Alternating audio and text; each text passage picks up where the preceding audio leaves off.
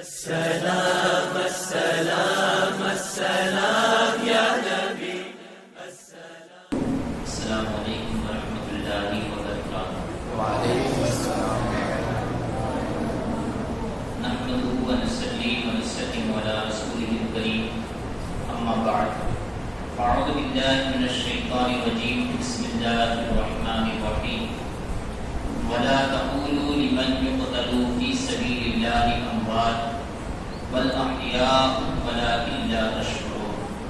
صدق الله مولانا العظيم وبلغنا رسوله النبي الامين النبي الكريم ونحن على ذلك لمن الشاهدين والشاكرين والمطمئنين والحمد لله رب العالمين. آئیے نہایت کی ادب اور احترام کے ساتھ ساری کائنات کے رہبر عقیدت میرے اور آپ کے پیارے آقا جناب محمد مجتبی حضرت محمد مصطفیٰ صلی اللہ تعالی علیہ وسلم کی بارگاہ گہرناز میں اپنی غلامی کا ثبوت پیش کرتے ہوئے بآواز بلند یہ درود پاک پیش کیجیے. بڑی اللہم صلی علی سیدنا و مولانا وعلی آل سیدنا وعلی آل سیدنا مولانا محمد وبارک وسلم. سلام و سلام علیک یا رسول اللہ صلی اللہ تعالی علیہ وسلم. اللہ رب العزت کا نہایت ہی فضل و کرم اور اس کا احسان عظیم ہے کہ رب کریم نے مجھے اور آپ کو یہ توفیق عطا فرمائی کہ میں اور آپ آقا رحمت صلی اللہ تعالی علیہ وسلم کے لاڈلے نواسے آپ کے پیارے بیٹے حضرت سیدنا امام علی مقام امام حسین رضی اللہ تعالی عنہ کی محفل کو سجانے کے لیے آپ کا ذکر کرنے کے لیے یہاں پر حاضر آئے ہیں. اللہ رب العزت میرا اور آپ کو یہاں پر بیٹھنا سننا سنانا اپنی بارگاہ میں قبول و مقبول فرمائے اور دونوں جہان میں اس کا بہترین سیدھا ہمیں نصیب فرمائے. رب کائنات کلام مجید میں ارشاد فرماتا ہے وَلَا تَقُولُوا لِمَنْ يُقْتَلُ فِي سَبِيلِ اللَّهِ أَمْوَاتٌ. اور جو اللہ کی راہ میں شہید کیے جائے یا مارے جائے قتل کیے جائے وَلَا تَقُولُوا لِمَنْ يُقْتَلُ فِي سَبِيلِ اللَّهِ أَمْوَاتًا. جو اللہ کی راہ میں موت جن کو آئے یا قتل کیے جائے تو انہیں مردہ نہ کہو, انہیں مردہ نہ کہو بل احیاء ولکن لا تشعرون. بلکہ وہ لوگ زندہ ہیں لیکن تمہیں ان کی زندگی کا شعور نہیں ہے. جو اللہ کی راہ میں شہید کیے جاتے ہیں اللہ انہیں حیات ابدی بخش دیتا ہے, حیات ابدی عطا فرما دیتا ہے. یعنی ایسی زندگی اب انہیں عطا ہو جاتی ہے اور ایسی حیات انہیں دے دی جاتی ہے کہ جس کے بعد انہیں عیش و عشرت اور خوشیاں ہی خوشیاں ہیں. حضرت جعفر رضی اللہ تعالی عنہ جب شہید کیے گئے موتا کی سرزمین پر اور موتا والے معرکے کے اندر تو نبی رحمت صلی اللہ تعالی علیہ وسلم نے ارشاد فرمایا کہ میں نے جنت میں دیکھا کہ جعفر کو اللہ رب العزت نے 2 پر عطا فرما دیے. سبحان اللہ. جعفر کو اللہ نے 2 پر عطا فرمائے ہیں اور وہ جنت کے جس محل میں جانا چاہتے ہیں وہ اڑ کے چلے جاتے ہیں. سبحان اللہ. جنت میں پوری جنت ان کی ملکیت قرار دی گئی کہ وہ جہاں پر بھی جانا چاہتے ہیں انہیں وہاں پر جانے کی اجازت دے دی جاتی ہے. کیوں کہ وہ شہید تھے اور شہداء کا مقام یہ ہے کہ اللہ رب العزت انہیں حیات ابدی عطا فرماتا ہے, حیات جاودانی انہیں نصیب ہو جاتی ہے. تو گویا کہ جو اللہ کی راہ میں شہید کیے جاتے ہیں تو پھر انہیں مردہ نہیں کہنا چاہیے اور وہ زندہ ہیں اور انہیں رزق بھی دیا جاتا ہے. قبر کے اندر بھی اگر ان کے جسم ہیں تو اللہ رب العزت نے ان کے جسموں کی وہاں پر بھی حفاظت کروائی ہے. اور ساتھ ہی ساتھ چوتھے پارے کے اندر جو رب کائنات نے ارشاد فرمایا, یہاں پر ارشاد فرمایا آیت مبارکہ کے الفاظ کے وَلَا تَقُولُ کہ کہو مت, اور چوتھے پارے میں ارشاد فرمایا وَلَا تَحْسَبَنَّ الَّذِينَ قُتِلُوا فِي سَبِيلِ اللَّهِ أَمْوَاتًا کہ جو اللہ کی راہ میں مارے جائے انہیں مردہ گمان بھی مت کرو. اللہ کی راہ میں مارے جائے انہیں مردہ گمان بھی مت کرو. یہاں پر کہا گیا کہ کہو مت، لیکن اب اس سے سخت حکم آ گیا. کہا کہ کہنا نہیں ہو سکتا ہے کہ کسی کے دماغ میں آ جائے کہ یہ تو مر گئے. تو کہا کہ یہ جو لفظ مرنا ہے وہ کہنا بھی نہیں ہے، سوچنا بھی نہیں ہے. ان کے بارے میں مردہ کا خیال بھی نہیں لانا ہے، بلکہ وہ اللہ کے نزدیک زندہ ہیں اور رزق بھی دیے جاتے ہیں. تو جو گویا کہ اللہ کی راہ میں شہید ہوتے ہیں، اللہ رب العزت نے انہیں بہت ہی اونچا مقام عطا فرمایا. اور یہی وجہ تھی کہ صحابہ کرام اور جتنے بھی ہمارے بزرگان دین تاریخ اسلام کے اندر جتنے شہداء ہیں، ان لوگوں کے دلوں کے اندر یہ بات رچی بسی ہوئی تھی کہ ان لوگوں کا یہی گمان اور یہی خیال تھا کہ ہمیں اللہ کی راہ میں ہم مریں گے تو پھر ہمیں زندگی نصیب ہو جائے گی. اور اس وجہ سے وہ اللہ کی راہ کی موت یعنی شہادت کو بالکل پیار سے دیکھا کرتے تھے اور اس سے پیار کیا کرتے تھے. کہ شہادت کی موت کو طلب کیا کرتے تھے، کیونکہ عام موت میں تو یہ بھی تھا کہ حساب بھی دینا ہوگا، قبر کا عذاب بھی ان کے سامنے ہوگا اور قبر کے اندر سوال و جواب بھی ہوں گے. لیکن جو اللہ کی راہ میں مارا جائے تو سمجھ لیجئے کہ اس سے یہ تمام چیزیں اٹھا لی جاتی ہیں. اب بس اسے تلوار کی ایک ضرب لگتی ہے، تلوار کا اس کے اوپر ایک وار ہوتا ہے، یہاں پر اس کی روح نکلتی ہے اور فوراً جنت میں پہنچا دی ہے. اس سے نہ کوئی حساب و کتاب ہے، نہ اس کے سامنے وہ منکر نکیر کی حاضری ہے. بس جیسے ہی اس کی روح نکلتی ہے تو جنت کے اندر اسے پہنچا دی جاتی ہے. تو یہ شہید کا مقام ہے اور ہمیں بھی چاہیے کہ ہم بھی شہادت کی امیدیں دیں، اس لیے کہ رحمت دو عالم صلی اللہ علیہ وسلم کا یہ فرمان عظیم ہے کہ انسان اگر پوری زندگی گزار لے لیکن اس کے دل میں شہادت کی امید پیدا نہ ہو، اگر اس کے دل میں اللہ کی راہ میں جنگ کرنے کی امید بھی پیدا نہ ہو، تو سمجھ لیجئے کہ اس کے سینے کے اندر دھڑکنے والا دل یہ کسی مومن کا دل ہی نہیں ہے، یہ کسی مومن کا دل ہی نہیں ہے، بلکہ ہو سکتا ہے کہ اس کے اندر منافقوں کی عادتیں آ گئی ہوں کہ جو دنیا سے محبت کرتے ہیں اور آخرت سے دوری کو اختیار کرتے ہیں. لیکن مومن وہ ہوتا ہے جو آخرت سے محبت کرتا ہے اور آخرت میں پہنچانے والے ہر سبب سے محبت کرتا ہے. اور مومن یہ دنیا سے نفرت بھی کرتا ہے، دنیا سے اتنا فائدہ اٹھاتا ہے جس سے اس کی زندگی گزاری جا سکے. اور یہی وجہ ہے کہ ہمارے بزرگان دین نے یہ موت سے محبت فرمائی ہے اور اس میں بھی شہادت والی موت کی تمنا فرمائی ہے. الغرض ہم نے کل تک سماعت کیا کہ حضرت حور بن یزید تمیمی رضی اللہ تعالی عنہ انہوں نے ان کوفیوں کے، ان بد عہدوں کے، ان بد کرداروں کے لشکر کو چھوڑ کر امام عالی مقام کے لشکر میں شامل ہو گئے. اور امام عالی مقام کے لشکر میں شامل ہونے کے ساتھ ساتھ انہوں نے پھر امام پاک کی طرف سے ایک قسم کو بھی اٹھایا، کہا کہ اس وقت تک میں واپس اپنے گھوڑے سے نہیں اتروں گا جب تک کہ میں اپنی غلطیوں کی تلافی نہ کر لوں، میں اپنی غلطیوں کی جزا نہ کر لوں. اس کے بعد حضرت حور بن یزید تمیمی یہ ان کوفیوں کی طرف مخاطب ہوئے اور کچھ لوگوں کے ساتھ جنگ کی، لیکن ابھی باضابطہ طور پر یہ جنگ شروع نہ ہوئی تھی. حضرت حور بن یزید رضی اللہ تعالی عنہ یہ واپس اپنے خیمے میں آئے، حضرت امام عالی مقام کے خیموں کی طرف آئے جہاں پر دوسرے بھی آپ کے رفقا، آپ کے ساتھی یہ وہاں پر سب بندی کیے ہوئے تھے. حضرت حور بن یزید بھی کھڑے ہو گئے. اس طرف عمرو بن سعد نے اپنا جو غلام تھا جس کے پاس میں لشکر کا جو علم تھا اس علم والے غلام کو آگے بڑھایا اور اسی کے ساتھ پورا لشکر بھی آگے بڑھنے لگا.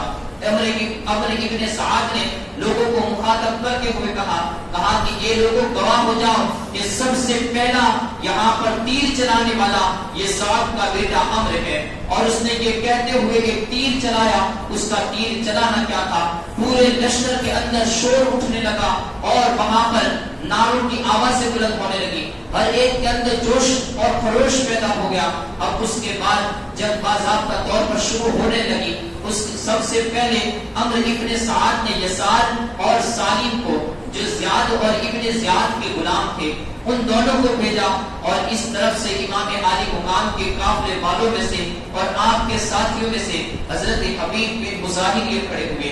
حضرت حبیب بن مظاہر کھڑے ہوئے، لیکن امام عالی مقام نے انہیں اجازت نہ دی۔ اس کے بعد حضرت قریش بن حزیر کھڑے ہوئے، لیکن امام عالی مقام نے انہیں بھی اجازت نہ دی۔ آخرکار حضرت عبداللہ بن عمیر رضی اللہ تعالی عنہ کھڑے ہوئے۔ یہ حضرت عبداللہ بن عمیر رضی اللہ تعالی عنہ یہ کون تھے؟ فرماتے ہیں کہ حضرت عبداللہ ابن عمیر رضی اللہ تعالی عنہ یہ کوفہ کے ارد گرد کی بستی میں بسنے والے کوئی شخص تھے۔ ان کی ابھی نئی نئی شادی ہوئی تھی، اور شادی کو اتنے دن بھی نہ گزرے تھے کہ ابھی ان کی شادی پرانی مانی جا سکے، بلکہ ان کی جو دلہن تھی اس دلہن کے ہاتھوں کے اندر مہندی کا جو رنگ تھا وہ رنگ بھی پھیکا نہ پڑا تھا، یعنی تازہ تازہ ان کی شادی ہوئی تھی۔ ایک دن وہ گھر پر باہر سے آئے، کیا دیکھتے ہیں کہ ان کی والدہ محترمہ یہ رو رہی ہیں۔ رونے کی وجہ پوچھی اور غیظ و غضب کے عالم میں آ گئے۔ حضرت عبداللہ نے کہا امی جان کیا معاملہ ہے؟ کیا تمہیں میری بیوی نے ستایا ہے؟ میری بیوی نے کچھ نازیبا کلمات کہہ دی ہیں؟ تمہارے رونے کی وجہ کیا ہے؟ تم کس وجہ سے رو رہی ہو؟ امی جان نے کہا بیٹا، امام عالی مقام علی شیر خدا کے شیر حضرت فاطمہ الزہرا رضی اللہ تعالی عنہا کے لخت جگر یہ کربلا کی سرزمین پر آئے ہیں۔ ان بدبخت کوفیوں نے انہیں خط لکھ کر بلایا، اور یہاں پر جب وہ آ گئے تو ان کے ساتھ بدعہدی پر اتر آئے ہیں۔ ان کے ساتھ انہوں نے بے وفائی کی، اور اب انہیں ہر طرف سے گھیر لیا گیا ہے۔ ان کو جنگ کے میدان میں لا کر کھڑا کر دیا گیا ہے۔ کہا کہ اے بیٹے، تو میرا ایک ہی بیٹا ہے، میرے بڑھاپے کا تو ایک ہی سہارا ہے، لیکن وہاں پر فاطمہ کا لال یہ مصیبتوں میں پھنسا ہوا ہے۔ کہا کہ میں تجھے کہنا چاہتی ہوں کہ تم میری طرف سے جا اور امام پاک کے قدموں کے اوپر اپنی جان کو نچھاور کر دے۔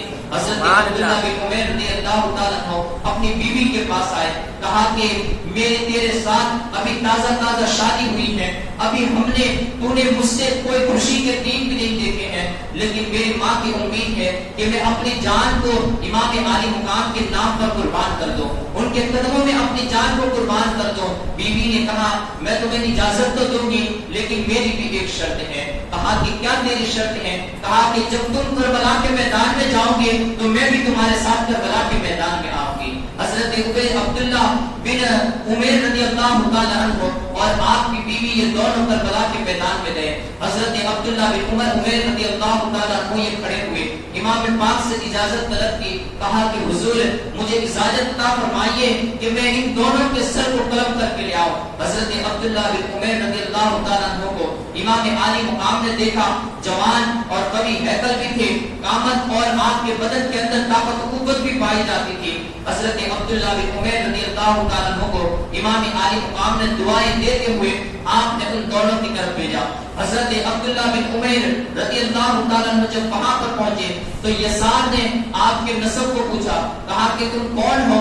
ہم تمہیں پہچانتے نہیں ہیں، ہمارے مقابلے میں بھیجنا ہو تو حبیب ابن مظاہر کو بھیجو، یا زہیر بن قین کو بھیجو، یا قریش بن حزیر کو بھیجو، ہم تمہیں پہچانتے نہیں ہیں، تمہارے ساتھ لڑنا ہم پسند نہیں کرتے۔ حضرت عبداللہ بن عمیر رضی اللہ تعالی عنہ غصے میں آ گئے، کہا کہ او فاحشہ کے بیٹے، کیا تم مجھ سے لڑنے میں اپنی بے عزتی کو سمجھتا ہے؟ اور اسی کے ساتھ آپ نے ایک ایسا وار کیا کہ یسار کو ایک ہی دم کے اندر اور ایک ہی وار کے اندر زمین پر لٹا دیا، اس کے سر کو تن سے جدا کر دیا۔ اب اسی کے بعد حضرت عبداللہ بن عمیر رضی اللہ تعالی عنہ کے اوپر جو سالم تھا، سالم نے پیچھے سے ایک ایسا وار کیا، حضرت عبداللہ بن عمیر رضی اللہ تعالی عنہ نے اپنے ہاتھ سے اس وار کو روکا، یہاں تک کہ آپ کی انگلیاں مبارک یہ شہید ہو گئی۔ حضرت عبداللہ ابن عمیر رضی اللہ تعالی عنہ نے فوراً تلوار کو دوسرے ہاتھ میں لی اور دوسرے ہاتھ سے تلوار کو چلانا شروع کیا۔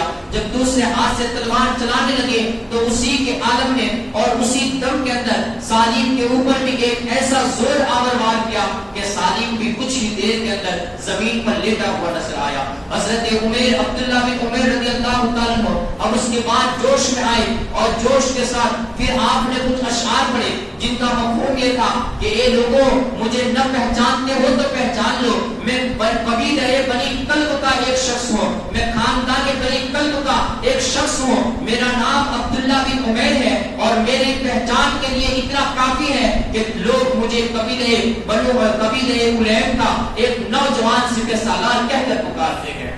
حضرت عبداللہ بن عمیر رضی اللہ تعالیٰ عنہ کے اس جوش و خروش کو دیکھ کر آپ کی بیوی بھی تیش میں آ گئی اور اس نے اپنے خیمے کی ایک چوک کو نکالا اور چوک کو نکال کر اس نے ایک لکڑی کو نکال کر حضرت عبداللہ بن عمیر کے پاس آ کر کھڑی ہو گئی، جہاں پر دوسرے لوگ حضرت عبداللہ بن عمیر کی طرف اپنی تلواروں کے وار کر رہے تھے، وہاں پر آپ کی بیوی نے بھی ان لوگوں کو مارنا یہ شروع کر دیا۔ کبھی کسی کے سر کے اوپر وہ چوک کو لگاتی، چوک کا وار اگر کسی کے سر پر ہوتا وہ بے ہوش ہو کر گر پڑتا، یہاں تک کہ کئی لوگوں کو حضرت عبداللہ بن عمیر رضی اللہ تعالیٰ عنہ کی بیوی نے واصل جہنم کر دیا۔ اس کے بعد حضرت عبداللہ بن عمیر رضی اللہ تعالیٰ عنہ یہ اسے سمجھانے لگے، خیمے کی طرف پہنچانے لگے، کہا کہ اے میری بیوی، اللہ رب العزت نے ہمارے لیے یہی کافی رکھا ہے کہ میں تیرا شوہر ابھی تازہ ہماری شادی ہوئی ہے، لیکن میں امام پاک کے نام پر قربان کرنے کے لیے حاضر آیا ہوں اور تو نے مجھے اس کی اجازت بھی عطا فرما دی ہے،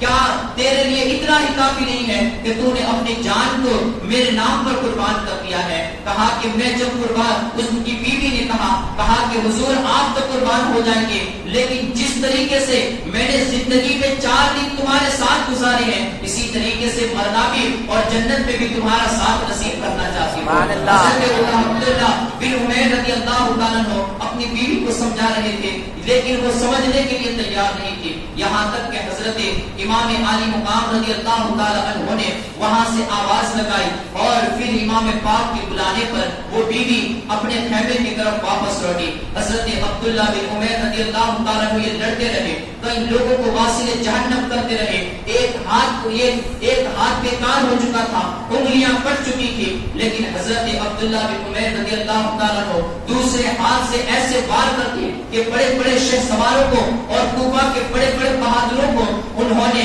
زمین پر دھول چٹاتے کر دیے۔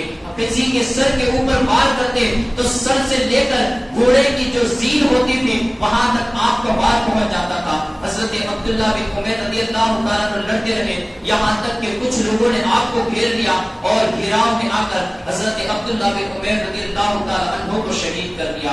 امام عالی مقام رضی اللہ تعالیٰ عنہ نے آپ کے جسم نازنی کو اٹھایا اور اپنے خیمے کی طرف لائے۔ امام عالی مقام جب وہاں سے حضرت عبداللہ بن عمیر رضی اللہ تعالیٰ عنہ کے جسم اقدس کو اٹھا کر خیمے کی طرف لا رہے تھے تو دشمنوں میں سے کسی ایک بدبخت نے حضرت امام عالی مقام کی طرف مخاطب ہوتے ہوئے کہا، جس کا نام مالک بن عروہ تھا، کہا کہ امام وہاں کی آگ سے پہلے تم نے یہیں پر آگ جلانی ہے، کیونکہ امام کے خیموں کے ارد گرد ایک خندق کھودی ہوئی تھی اور اس خندق میں امام عالی مقام نے آگ جلائی ہوئی تھی تاکہ دشمن پیچھے سے حملہ آور نہ ہو سکے۔ امام عالی مقام کے لیے یہ تانا بہت ہی دردناک تانا تھا۔ آپ نے ارشاد فرمایا کذبت یا عدو اللہ، اے اللہ کے دشمن تو جھوٹ بول رہا ہے، کیا تو یہ سمجھتا ہے کہ میں کل انتقال کے بعد یہ جہنم کی آگ میں جلایا جاؤں گا؟ حضرت امام عالی مقام نے جب یہ اس سے مخاطب ہو رہے تھے اسی وقت حضرت مسلم بن اوسجہ اسدی رضی اللہ تعالیٰ عنہ انہیں غیظ و غضب کے عالم میں غصہ آ گیا اور امام پاک سے اجازت طلب کی، کہا کہ امام مجھے اجازت دیجئے کہ یہیں سے اس کے اوپر ایک ایسا تیر چلاؤ کہ اس کو واصل جہنم کر دو۔ امام عالی مقام نے اسے اجازت نہ دی، لیکن آپ نے اپنے دونوں ہاتھوں کو اللہ کی بارگاہ میں اٹھایا، کہا کہ اے اللہ اس نے جو کہا ہے اس سے مجھے تکلیف پہنچی ہے، تو اس کو دنیا ہی کے اندر کسی آگ کے اندر اور جہنم کی آگ کے اندر مبتلا فرما۔ امام عالی مقام کے ہاتھ ابھی اپنے منہ تک بھی نہ پہنچے تھے، اس کا گھوڑا بتکا اور گھوڑے کے بتکنے کے ساتھ وہ زمین کے اوپر گرا اور اس کی رکاب کے اندر اس کا پاؤں پھنس گیا، گھوڑا دوڑتا چلا گیا اور اور اسی کے ساتھ وہ بھی گھسیٹتا چلا گیا، اس مالک بن قربہ کو بھی وہ گھوڑا گھسیٹتا چلا گیا، یہاں تک کہ وہی خندق کہ جس کے بارے میں اس نے امام پاک کو تانا دیا تھا، اسی خندق کے اندر لے جا کر گھوڑے نے مالک بن قربہ کو ڈال دیا۔ امام عالی مقام نے جب اپنی دعا کی یہ قبولیت کو دیکھا، اللہ کی بارگاہ میں سر و سجود ہوئے اور کہا کہ مولا تیرا کروڑا کروڑ شکر احسان ہے کہ تو نے خاندان نبوت کی وجہ سے میرے دعاؤں کی لاج رکھی، تو نے نسبت رسول صلی اللہ علیہ وسلم سے کی وجہ سے میری دعاؤں کی، میرے اٹھے ہوئے ہاتھوں کی لاج رکھی۔ اب اس وقت جب آپ نے یہ دعا کی تو ایک اور بدبخت جس نے حضرت امام کی طرف مخاطب ہوا، اس نے سنا کہ انہوں نے نسبت رسول کا نام لیا، تو اس نے بے دردانہ الفاظ کے اندر اس نے کہا کہ اے حسین تمہیں پیغمبر اعظم صلی اللہ علیہ وسلم سے کیا نسبت ہے، کیونکہ پیغمبر اعظم صلی اللہ علیہ وسلم سے تمہیں کیا نسبت ہے۔ گویا کہ امام پاک کے لیے یہ ایک ایسا تانا تھا اور ایسا دردناک تانا تھا کہ اس کی وجہ سے کہ انہیں آقا رحمت صلی اللہ علیہ وسلم سے ایک بے تعلقی کا ایک تانا دیا گیا۔ حضرت امام عالی مقام نے فوراً اس وقت اللہ کی بارگاہ میں ہاتھوں کو اٹھائے اور کہا کہ اے بد زبان تو خاموش ہو جا، رب کریم تجھے ضرور اس کا بدلہ دنیا میں عطا فرمائے گا۔ اب اسی وقت اسے قضائے حاجت کی ضرورت پیش آئی، اسے اپنی حاجت کو پوری کرنے کی ضرورت پیش آئی۔ وہ ایک درخت کے نیچے پہنچا، ایک درخت کی آڑ میں پہنچا، وہاں پر جیسی قضائے حاجت کرنے کے لیے وہ بیٹھا ہوا تھا کہ ایک بچھو نے اسے اسی کی شرمگاہ کے اوپر یہ وہاں پر بچھو نے اسے کاٹ لیا۔ جیسے ہی بچھو کا کٹنا تھا کہ وہ اپنے کپڑے اتارے ہوئے وہاں پر قضائے حاجت کے لیے بیٹھا تھا، اسی ننگے پنگے کے عالم میں وہ پورے میدان کے اندر نجاست کے اندر الٹ پلٹ کرتا ہوا پھرتا رہا، یہاں تک کہ لوگوں کے سامنے ایک ذلت و رسوائی کی موت مارا گیا۔ امام عالی مقام نے اس وقت بھی اللہ رب العزت کا شکر ادا کیا۔ پھر ایک شخص تھا جو ایک مفتی تھا اور اس نے امام عالی مقام کے سامنے مخاطب ہوتے ہوئے کہا کہ اے امام دیکھو وہ فرات کتنا بہ رہا ہے، وہ فرات کو دیکھو کتنے موجے مار رہا ہے، لیکن اے امام اس کے اندر سے ایک قطرہ بھی آپ کے خاندان والوں کو نہ دیا جائے گا۔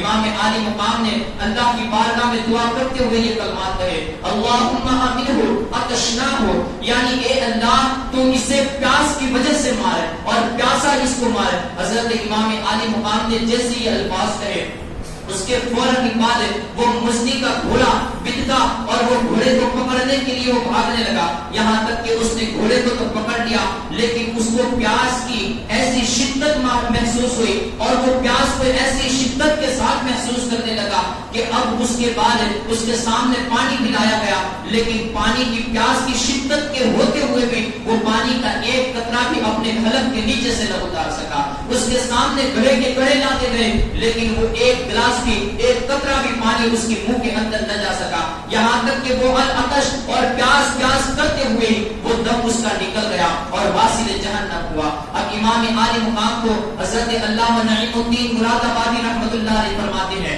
کہ امام عالی مقام کو وہاں پر یہ بھی بتانا تھا، آپ نے جب ان کے سامنے ہر طریقے کی دلیلیں پیش کر دی اور لوگوں کو بتا دیا کہ میں نواز رسول ہوں، میرا خون اور میرا قتل یہ تمہیں زیب نہیں دیتا ہے، اگر تم نے میرا خون بہایا تو کل قیامت کے دن تمہیں شفاعت نصیب نہیں ہوگی۔ لیکن اسی کے ساتھ ساتھ امام عالی مقام نے ان لوگوں کو بتا دیا کہ دیکھو اللہ رب العزت کا فضل بھی آج بھی کس کے ساتھ ہے کہ یہاں پر میرے ہاتھ اٹھتے ہیں اور اللہ میری دعاؤں کو قبول کرتا ہے، جس کے بارے میں کہ جیسی دعا کرتا ہو رب کائنات اسے اسی بارے میں عذاب پہنچاتا ہے، لیکن ان بدبختوں کو، ان پتھر دلوں کو کوئی بھی عقل نہ آئی اور ان بدبختوں نے کوئی ہوش کے ناخن نہ لیے، بلکہ پھر بھی ان کی دشمنی اور ان کا کینہ اور بغض یہ بڑھتا ہی چلا گیا، لیکن کسی نے بھی امام پاک کی ان کرامتوں سے سبق کو حاصل نہیں کیا۔ اب یہاں پر امام عالی مقام نے انہیں کرامتیں بھی دکھائی، اپنی مستجاب الدعوات کے مناظر بھی انہیں دکھائے۔ اب امام عالی مقام رضی اللہ تعالی عنہ کے جو ساتھی تھے حضرت زہیر بن قیس، حضرت حبیب بن مظاہر رضی اللہ تعالی عنہ، اور یہاں تک کہ امام عالی مقام کے خاندان کے علاوہ جتنے بھی آپ کے ساتھی تھے وہ وہ تمام کے تمام اب میدان میں اتر آئے. جب تک وہ زندہ رہے انہوں نے امام عالی مقام کی خاندان کی طرف ایک بھی آنچ نہیں آنے دی. حضرت حور بن یزید اور حضرت زہیر بن قین یہ آپس میں ایک ساتھ مل کر مقابلہ کرنے لگے. ادھر یزیدی لشکر کی طرف سے جو بھی آتا یہ ابھی تنہا کی جنگیں چل رہی تھی کہ دوسرے سامنے والے لشکر میں سے بھی ایک شخص آتا اور ادھر امام پاک کے لشکر سے بھی ایک نکلتا. اگر ادھر سے دو آتے امام کے لشکر کی طرف سے بھی دو جاتے. اسی طریقے سے مقابلہ چل رہا تھا. حضرت حور بن یزید حضرت زہیر بن قین یہ دونوں ایک ساتھ مل کر لڑ رہے تھے. سامنے سے بڑے بڑے بہادر آتے لیکن حضرت حور اپنی تلوار ایسی چلا رہے تھے کہ وہاں پر ایوب بن بشرا نام کا ایک شخص کہتا ہے کہ میں نے حور کو کربلا کے میدان میں جیسی تلوار چلاتے دیکھا ہے ایسی تلوار اس سے پہلے میں نے کئی جنگیں لڑی تھی لیکن ایسی تلوار چلاتے ہوئے میں نے کسی شہ سوار کو نہیں دیکھا تھا. حضرت حور ایسی تلوار چلا رہے تھے کہ اگر ان کی طرف سے ایک ساتھ ان کے اوپر 5 لوگ جھپٹ پڑتے حضرت حور بن یزید جب ایک طرف سے لے کر دوسری طرف تلوار لے جاتے 5 کو ایک طرف واصل جہنم کر دیتے تھے. حضرت حور بن یزید رضی اللہ تعالیٰ عنہ ایک طرف تلوار چلا رہے تھے ایک طرف حضرت زہیر بن قین اپنے نیزے کو چلا رہے تھے. کبھی اگر حور یہ ان یزیدیوں کے بیچ میں گھیراؤ میں آ جاتے حضرت زہیر بن قین انہیں بچا لیتے. کبھی زہیر بن قین ان کے گھیراؤ میں آتے حضرت حور بن یزید انہیں بچا لیتے. یہاں تک کہ حضرت حور بن یزید لوگوں کو کاٹتے گئے. اب آگے اس طریقے سے ہو گیا کہ ان لوگ یزیدیوں کے اندر سے اب کوئی حضرت حور کے سامنے آنے کے لیے تیار تھا. حور انہیں بلا رہے تھے المبازر کون ہے جو میرے مقابلے کے لیے آئے کون ہے جو میرے مقابلے کے لیے آئے. لیکن اب یہاں پر تمام کی ہمت ٹوٹ چکی تھی. کوئی بھی شخص ایسا نہیں تھا جو حضرت حور کے مقابلے میں آ سکے. حضرت حور ایک طرف اپنے آپ کے لیے بہادروں کو طلب کر رہے تھے لیکن کوئی آپ کے مقابلے میں نہ آ رہا تھا. اس طرف حضرت حبیب بن مظاہر یہ بھی لڑ رہے تھے. یہاں تک کہ آپ کو کچھ لوگوں نے گھیر لیا. پیچھے سے ایک بدبخت یزیدی نے آپ کے اوپر نیزے کا وار کیا. یہاں تک کہ حضرت حبیب بن مظاہر رضی اللہ تعالیٰ عنہ یہ شہادت کے جام کو آپ نے نوش فرمایا. ادھر زہیر بن قین بھی مقابلے کے لیے بلا رہے تھے لیکن یہ کوئی ان کے ان کے سامنے مقابلہ کرنے کے لیے تیار نہ ہوا. عمرو بن سعد نے دیکھا کہ یہاں پر یہ کوفی بدبخت اور شامیوں کے تمام بہادر یہ حور کے سامنے جانے سے زہیر بن قین کے سامنے جانے سے یہ اپنی پست ہمتی اور کمزوری بزدلی کا مظاہرہ کر رہی ہیں. آخرکار عمرو بن سعد نے 500 شہ سواروں کو حکم دیا کہ تم اپنے دستے کو لو اور حور بن یزید اور زہیر بن قین کے اوپر حملہ کر دو. اب یہ 500 لوگ بیک وقت حضرت حور اور حضرت زہیر پر یہ حملہ کرنے لگے. حضرت حور بن یزید اس عالم کے اندر بھی اپنی تلوار کو ایسی چلا رہے تھے کہ حضرت حور جس طرف بھی رخ کرتے تھے وہاں کی پشتوں کو پشتوں کے اندر بدل دیتے تھے.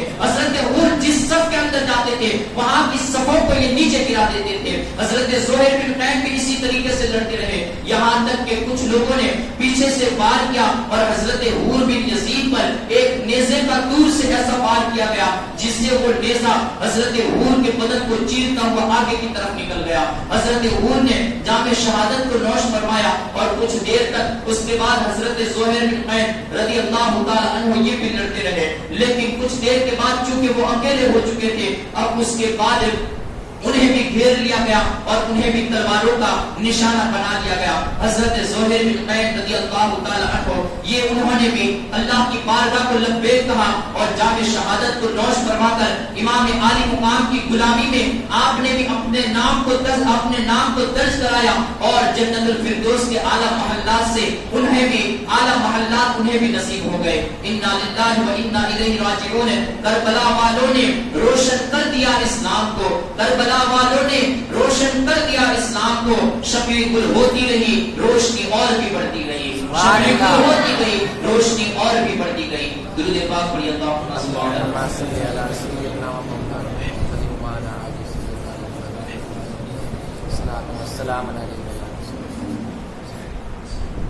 اب ادھر امام عالی مقام کے جتنے بھی شہ سوار اور آپ کے جتنے بھی ساتھی تھے وہ تمام جب تک زندہ رہے تاریخ کے اوراق گواہ ہے کہ جب تک ان میں کا ایک بھی ساتھی زندہ رہا وہاں تک امام عالی مقام کے بھائی بھتیجوں پر کسی نے آنچ تک نہیں آنے دی.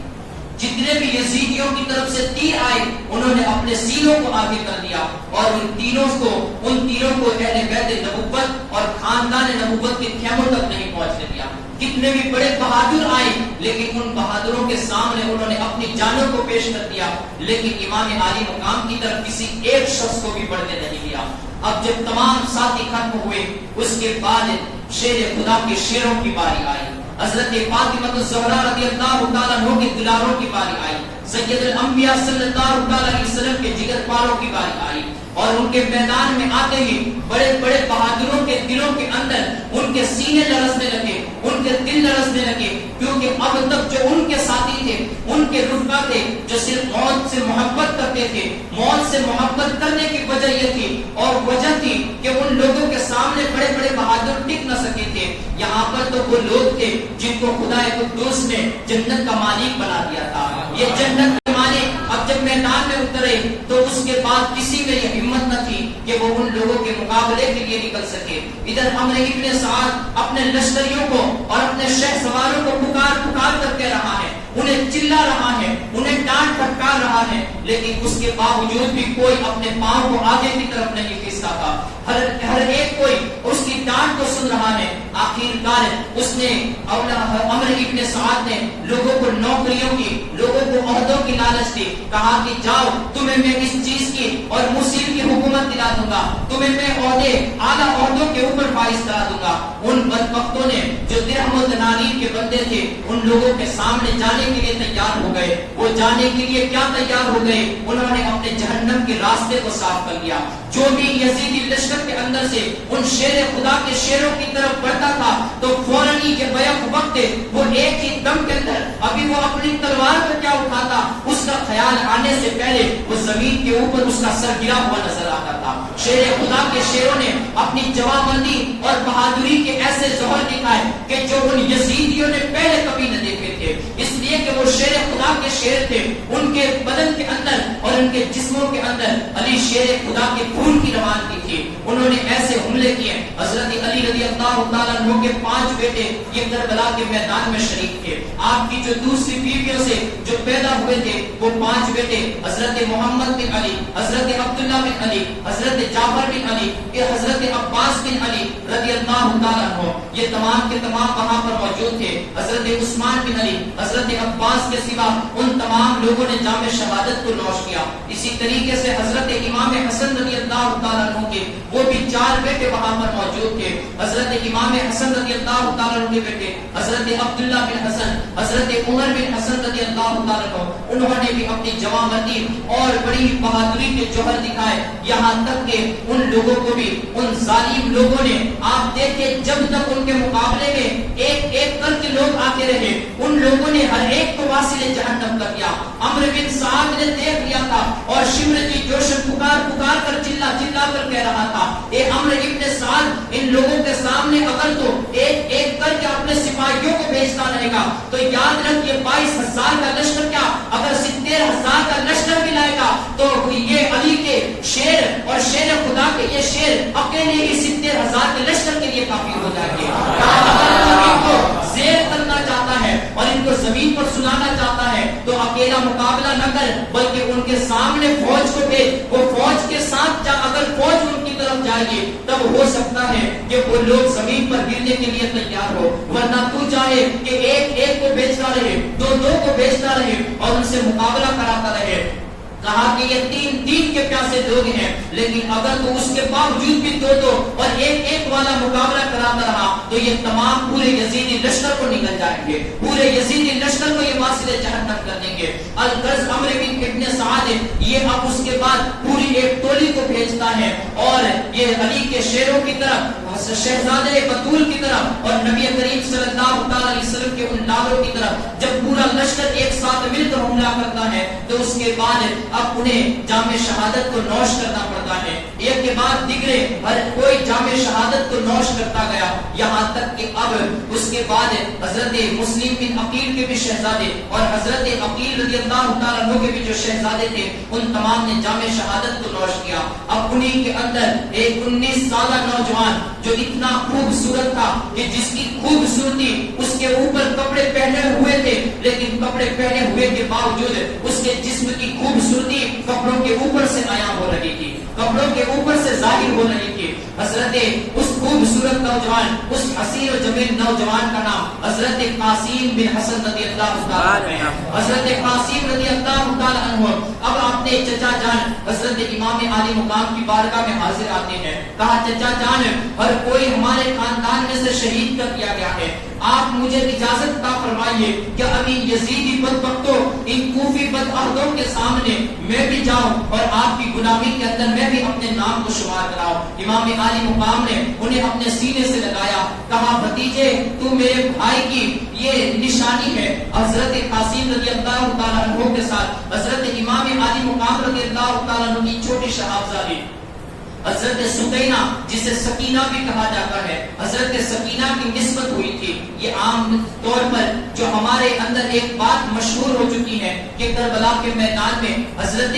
قاسم کے ساتھ حضرت سکینہ رضی اللہ تعالیٰ عنہ کا نکاح بھی ہوا تھا، وہاں پر آپ کی مہندی لگائی تھی۔ یہ شیعوں کی روایات ہیں۔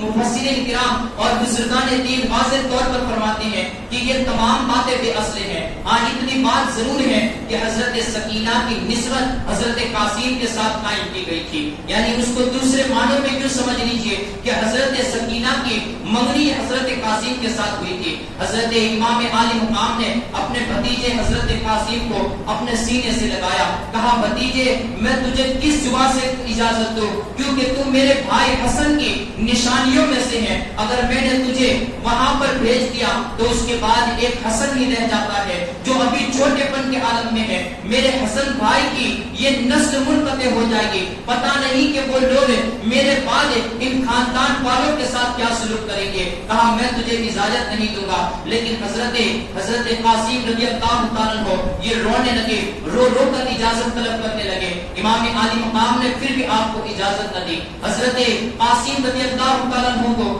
اس وقت ایک بات یاد آ گئی، کہا کہ چچا جان آپ کو پتا ہے کہ جس وقت میرے بابا حسن کے انتقال کا وقت آیا تھا اس وقت میرے بابا حسن نے مجھے ایک چٹھی عطا کی تھی اور کہا تھا کہ بیٹا جب تو بڑی مصیبت کے عالم میں ہو اس وقت اس چٹھی کو کھولنا، اس سے پہلے کبھی بھی اس چٹھی کو نہ کھولنا، اس سے پہلے کبھی بھی اس میری نصیحت کو نہ دیکھنا۔ کہا کہ آج سے بڑی مصیبت کا وقت کب آ سکتا ہے اور اس کے بعد یہ وقت کب آ سکتا ہے؟ امام حسین رضی اللہ تعالیٰ عنہ نے فرمایا، کہا ہاں بیٹے میں نے بھی یہ نصیحت تو سنی تھی، لاؤ ذرا آج ہی دیکھ لیتے ہیں کہ وہ نصیحت میرے بھائی حسن نے تمہیں کیا کی تھی۔ وہ چٹھی ایک تعویذ کے طور پر حضرت قاسم رضی اللہ تعالیٰ عنہ کے ہاتھ میں بندھی ہوئی تھی۔ آپ نے اس چٹھی کو نکالا، چٹھی جب کھولی گئی تو وہاں پر ہر ایک کے قدموں کے نیچے سے زمین کھسک گئی۔ حضرت حسن رضی اللہ تعالیٰ عنہ نے اپنے بیٹے قاسم سے کہا تھا کہ بیٹا قاسم جب کربلا میں میرا بھائی حسین کے اوپر مصیبت آئے اور انہیں شہید کیا جا چکا ہو تو جب تک تیری جان موجود ہو میرے بھائی حسین پر آنچ نہ آنے دینا، اپنی جان کو اپنے بھائی پر میرے بھائی پر قربان کر دینا۔ کہا کہ دیکھو ابا چچا جان میرے والد ماجد نے مجھے ہمیں یہ چٹھی نصیحت کے طور پر یہ آج کے دن کے لیے عطا فرمائی ہے۔ اس کے بعد امام عالی مقام نے چارہ نہ چارہ آپ کو سینے سے لگایا، آنکھوں سے آنسو جاری ہو چکے تھے، لیکن اس کے بعد حضرت قاسم رضی اللہ تعالیٰ عنہ کو اجازت عطا فرمائی۔ حضرت قاسم رضی اللہ تعالیٰ عنہ یہ میدان کی طرف نکلے، جیسے ہی یہ میدان کی طرف نکلے دشمنوں کی لشکر کے اندر سے اور یزیدیوں کی لشکر کے اندر سے چیخیں اٹھنے لگی۔ ہر کوئی کہہ رہا تھا کہ یہ چاند کا ٹکڑا کون آ رہا ہے۔ کسی نے ایک طرف سے آواز دی کہ لوگوں اسے کوئی عام انسان نہ سمجھو، یہ حسن ابن علی کا بیٹا قاسم آ رہا ہے، یہ حسن ابن علی کا بیٹا قاسم آ رہا ہے۔ حضرت قاسم رضی اللہ تعالیٰ عنہ جو اتنے خوبصورت تھے کہ دین میں سورج نکلا ہوا تھا لیکن آپ کی روشنی کے سامنے گویا کہ ایسا لگ رہا تھا کہ سورج کی روشنی ماند پڑ رہی ہو۔ حضرت قاسم رضی اللہ تعالیٰ عنہ جب میدان کے بیچ میں پہنچے اور آپ نے پھر لوگوں کو پکارنا شروع کیا، حلق موازین کی صداؤں کو بلند کیا اور کہا کہ کون ہے جو میرے مقابلے کے لیے تیار ہو۔ وہاں پر ہر کوئی تھا جو آپ کے روب و دبدبے سے اور آپ کے جسم کی قوت کو دیکھ کر وہ ہر کوئی وہاں پر کانپ رہا تھا۔ عمرو ابن سعد نے کوفہ کے اور ملک شام کے ایک مشہور نامی گرامی پہلوان جس کا نام ارزق تھا، اس ارزق کی طرف اشارہ کیا، کہا کہ اے ارزق جاؤ اور اس لڑکے کا سر قلب کر کے لے آؤ۔ ارزق نے کہا کہ یہ ابھی چھوٹا بچہ ہے، میں اتنا بہادر ہوں کہ میں چھوٹے بچے کے مقابلے میں جانا اپنی توہین سمجھتا ہوں۔ عمرو ابن سعد نے کہا کہ تو جس کے مقابلے کی بات کر رہا ہے وہ کوئی عام انسان نہیں ہے کہ جس میں تو اپنی توہین سمجھ رہا ہے، یہ شیر خدا کے بیٹے شیر کا بیٹا ہے، یہ قاسم ہے، تو اسے اپنی توہین مت سمجھ بلکہ یہ بڑے بڑے بہادروں کے اوپر بھاری پڑ سکتا ہے۔ ارزق نے کہا کچھ بھی ہو، میرے 4 بیٹے ہیں، میں اپنے بڑے بیٹے کو بھیج رہا ہوں، وہ 1 منٹ کے اندر ابھی اس کا سر تیرے قدموں کے اندر لا کر رکھ دے گا۔ ارزق نے اپنے بڑے بیٹے کی طرف اشارہ کیا، ارزق کا بڑا بیٹا اشارہ پاتے ہی اپنے گھوڑے کو ایڑ لگائی اور حضرت قاسم رضی اللہ تعالیٰ عنہ کے سامنے گیا۔ ابھی وہ اپنی پہچان کراتا، اپنا تعارف پیش کرتا، اپنی بہادری کے گیت گاتا، وہاں تک حضرت قاسم کی تلوار نے اس کے کام کو تمام کر دیا تھا۔ ارزق نے یہ دیکھا، اس کا فوراً ہی دوسرا بھائی جو تھا اس نے اپنے بھائی کو زمین میں لتپت دیکھا، وہاں پر اس کے خون کو گرتا ہوا دیکھا، اس نے گھوڑے کو ایڑ لگائی، یہاں تک کہ دوسرا بھائی بھی گیا۔ دوسرے بھائی جیسے ہی پہنچا حضرت قاسم نے اس کے بھی کام کو تمام کر دیا، یہاں تک کہ ارزق کے 4 بیٹے یکے بعد دیگرے حضرت قاسم کے سامنے پہنچنے لگے، لیکن ہر ایک کو حضرت قاسم رضی اللہ تعالیٰ عنہ نے واسل جہنم کیا۔ ارزق اب دیکھ کر جو ابھی تک امام عالی مقام حضرت امام قاسم رضی اللہ تعالیٰ عنہ کے مقابلے میں آنے کو اپنی توہین سمجھتا تھا، اپنی تحقیر سمجھتا تھا، وہی ارزق اب بے تاب ہو چکا تھا، بے قرار ہو چکا تھا، ہاتھی کی طرح چنگاڑتا ہوا، شیر کی طرح دھاڑتا ہوا اس نے اپنے گھوڑے کو ایڑ لگائی اور قاسم کے حضرت قاسم کے سامنے پہنچا، کہا کہ لڑکے مرنے کے لیے تیار ہو جا کہ تیرا عذاب الہی بن کر تیرے اوپر آنے برسنے کے لیے آ پہنچا ہے۔ ارزق کو چنگاڑتا ہوا اور دھاڑتا ہوا دیکھ کر حضرت قاسم رضی اللہ تعالیٰ عنہ یہ بھی شیر خدا کی شیر تھے، وہ اس کی چنگاریوں سے اور اس کی دھاڑیوں سے ڈرنے والے نہیں تھے۔ ارزق کے سامنے اس نے حضرت قاسم رضی اللہ تعالیٰ عنہ مخاطب ہوئے، کہا کہ تو نے آج تک جن پہلوانوں کے ساتھ جن بہادروں کے ساتھ مقابلہ کیا تھا وہ بہادر اور تھے، آج تیرا مقابلہ شیر خدا کے بیٹے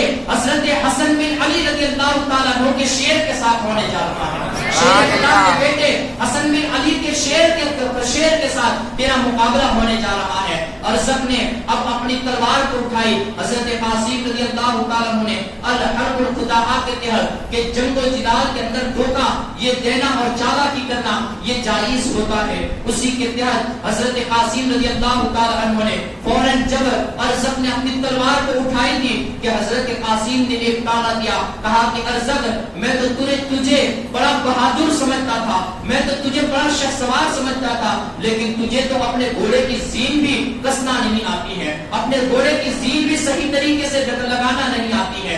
ارزق اپنے گھوڑے کی زین کو دیکھنے کے لیے نیچے کی طرف جھکا، جیسے ہی وہ جھکنے کے لیے نیچے جھکا، وہ دیکھنے کے لیے نیچے جھکا، اسی وقت حضرت قاسم نے اس کا بھی کام تمام کر دیا۔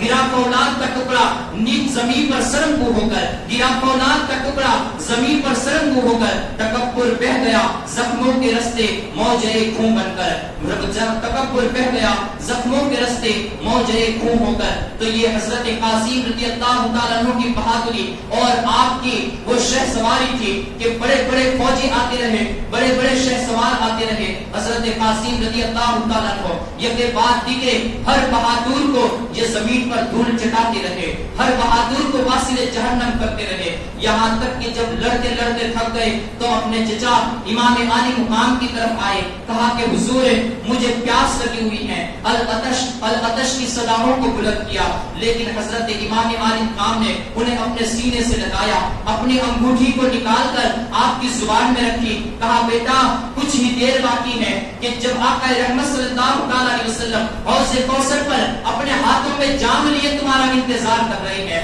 کچھ دیر کے بعد آقا کے ہاتھوں سے جب جام نصیب ہوگا تو اس کے بعد پھر کبھی بھی تمہیں پیاس محسوس نہ ہوگی۔ حضرت امام عالی مقام کی اس تسلی کے بعد حضرت قاسم رضی اللہ تعالیٰ عنہ یہ واپس میدان کی طرف پلٹتے ہیں، المبازر کی صدا کو بلند کرتے ہیں، لیکن اب ارزق کے اس ارزق پہلوان کے اس منظر کو دیکھ کر کسی کوفی کے اندر، ان بدعہد شامیوں کے اندر کبھی کسی ان کے اندر اب کوئی طاقت باقی نہ رہی تھی کہ جو حضرت قاسم کا مقابلہ کرنے کے لیے نکلتے، لیکن اسی عالم میں شمر جوشن نے کچھ شہ سواروں کو جو ایک بڑی فوج کے ساتھ، ایک بڑی تعداد کے ساتھ حضرت قاسم کے مقابلے کے لیے بھیجا۔ حضرت قاسم نے ان کے اوپر بھی ایسے وارحانہ وار کیے، ایسے جارحانہ وار کیے کہ وہ تمام کے تمام جتنے فوجی آئے تھے وہ یک بیک ایک ایک کرتے ہوئے انہیں بھی گاجر اور مولی کی طرح کاٹتے ہوئے واصل جہنم کرتے گئے، واصل جہنم کرتے گئے۔ اب اس نے دیکھا کہ ان قاسم کا مقابلہ کرنا اب کوئی آسان نہیں ہے، انہوں نے 500 شہ سواروں کا دستہ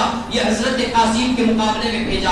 ان لوگوں نے اس طریقے سے حضرت قاسم پر وار کرنا شروع کیے کہ اب حضرت قاسم نے بھی جام شہادت کو نوش فرمایا، اپنی سواری سے نیچے اتر پڑے۔ جب ایک نیزے کا وار لگا تو آپ اپنے گھوڑے سے نیچے کی طرف گرے۔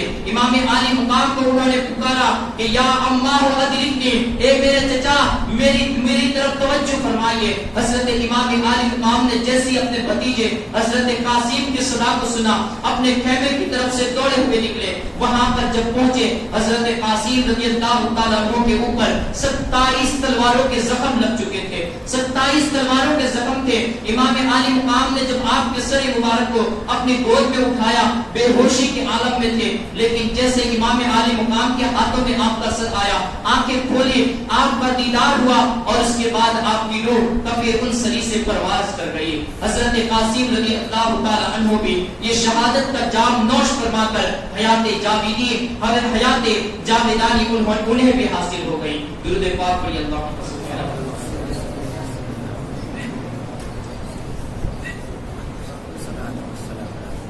حضرت قاسم رضی اللہ تعالی عنہ کے انتقال کے بعد، آپ کی شہادت کے بعد حضرت عباس رضی اللہ تعالی عنہ انہوں نے دیکھا کہ خیمے کے اندر چھوٹے چھوٹے بچے جو ہیں وہ تمام بھی بھوک و پیاس سے نڈھال ہو رہے ہیں، اور ہر کوئی پیاس کی یہ آوازوں کو بلند کر رہا ہے۔ چھوٹے چھوٹے بچے تھے وہ بھی پیاس پیاس کو پکار رہے تھے۔ حضرت عباس رضی سے یہ ماجرا دیکھا نہ گیا، یہ منظر دیکھا نہ گیا۔ حضرت عباس رضی اللہ تعالیٰ عنہ نے ایک مشکیزہ اٹھایا، مشکیزے کو اٹھا کر حضرت عباس نے امام عالی مقام سے اجازت کو طلب کی، کہا کہ امام مجھے اجازت دیجیے کہ میں جا کر نہر فرات سے کچھ پانی لے آؤں۔ انہیں ہمارے اوپر رحم نہیں آیا، لیکن ان چھوٹے چھوٹے بلکتے بچوں کی چیخ و پکار کو سن کر تو ہو سکتا ہے کہ انہیں کوئی رحم آ جائے۔ الغرض حضرت عباس رضی اللہ تعالیٰ عنہ یہ نہر فرات کی طرف بڑھنے لگے۔ آپ حضرت امام عالی مقام امام حسین رضی اللہ تعالیٰ عنہ نے کہا کہ عباس تم میری قلم ہو، میری کمر ہو، اور تم میرے علم کو اٹھائے ہوئے ہو، اگر تمہیں کچھ ہو گیا تو پھر ان خاندان نبوت کے باقی افراد کا اور ان عورتوں کا، چھوٹے بچوں کا کیا ہوگا؟ اگر تمہیں کچھ ہو گیا تو میری آدھی قوت یہ ٹوٹ جائے گی، میری کمر ٹوٹ جائے گی۔ حضرت عباس علمبردار نے کہا کہ حضور میں ابھی چند ہی منٹوں میں پانی لے کر آ جاؤں گا۔ حضرت عباس مشکیزے کو اٹھا کر یہ نہر فرات کی طرف بڑھنے لگے۔ وہاں پر عمرو بن حجاج نے پورا پہرا لگایا ہوا تھا، 500 شہ سواروں کا دستہ یہ نہر فرات کے اوپر ناکہ بندی کیے ہوئے بیٹھا ہوا تھا۔ حضرت عباس جیسے ہی وہاں پر پہنچے، پہلے تو ان لوگوں سے مخاطب ہو کر کہا کہ اے بدبختو، تم لوگ کس طریقے کے ظلم کی داستان کو رقم کرنا چاہتے ہو کہ آج تک ایسی داستانوں میں بھی نہ ملے گی کہ جس پر یہ ایک ہی کلمہ پڑھنے والے لوگوں پر، ایک ہی کلمہ پڑھنے والے اور مسلمانوں نے بھی پانی کو بند کر دیا ہو، مسلمانوں نے پانی کو بند کر دیا ہو۔ کہا کہ یہاں کا پانی یہودی بھی پی رہے ہیں، عیسائی مجوسی بھی پی رہے ہیں، بلکہ کتے اور سور بھی اس کے اندر سے فائدے کو اٹھا رہے ہیں، لیکن تم نے خاندان نبوت کے اوپر پانی کو بند کر دیا ہوا ہے۔ حضرت عباس انہیں سمجھاتے رہے. آخرکار کسی شخص نے کہا کہ تم یزید کی بیعت کر لو. اگر یزید کی بیعت کر لو گے تو پھر یہ پانی کیا، دنیا کی تمام نعمتیں تمہارے قدموں میں ڈال دی جائے گی. حضرت عباس نے ایک الفاظوں میں یوں مائل کا اس کا جواب دیا کہ مرد حق باطل سے ہرگز خوف کھا سکتا نہیں. مرد حق باطل سے ہرگز خوف کھا سکتا نہیں. سر کٹا تو سکتا ہے، سر جھکا سکتا نہیں. اور اس کے ہاتھ کے اوپر امام عالی مقام جیسی نامور شخصیت اس کے ظلم و ستم اور اس کے گناہوں کو دیکھتے ہوئے اس کے ہاتھ پر اپنا ہاتھ دے تو یہ تمہاری بھول ہے. امام عالی مقام اپنا سر تو کٹا سکتے ہیں، اپنا خاندان لٹا سکتے ہیں، اپنے مال کو بھی لٹا دے سکتے ہیں، لیکن کبھی امام عالی مقام یزید جیسے بدبخت کے ہاتھ پر یہ ہاتھ نہیں دے سکتے. اگر حضرت عباس نے انہیں سمجھایا لیکن وہ سمجھنے کے لیے تیار نہ ہوئے. اب اس کے بعد عباس علمبردار نے اپنی تلوار کو بے نیام کیا اور وہاں پر جو دستہ تھا حضرت عباس ان کے ساتھ مقابلہ کرنے لگے. یہاں تک کہ حضرت عباس نے جب اپنے ذوالفقار حیدری کے مناظر کو دکھانا شروع کیا اور شیر خدا کے ان شیران نظاروں کو دکھانا شروع کیا تو وہاں پر جو 500 کا جو دستہ تھا بیک وقت حضرت عباس علمبردار ہر ایک کے ساتھ لڑتے رہے. یہاں تک کہ کسی کو نہر فرات میں کاٹ کر گراتے رہے تو کسی کو کنارے پر پھینکتے رہے. ان تمام لشکریوں کو جو بھی آپ کے مقابلے میں آیا ان تمام کو کاٹتے گاجر مولی کی طرح ان کی کاشتکاری کرتے ہوئے حضرت عباس علمبردار پانی میں کود پڑے،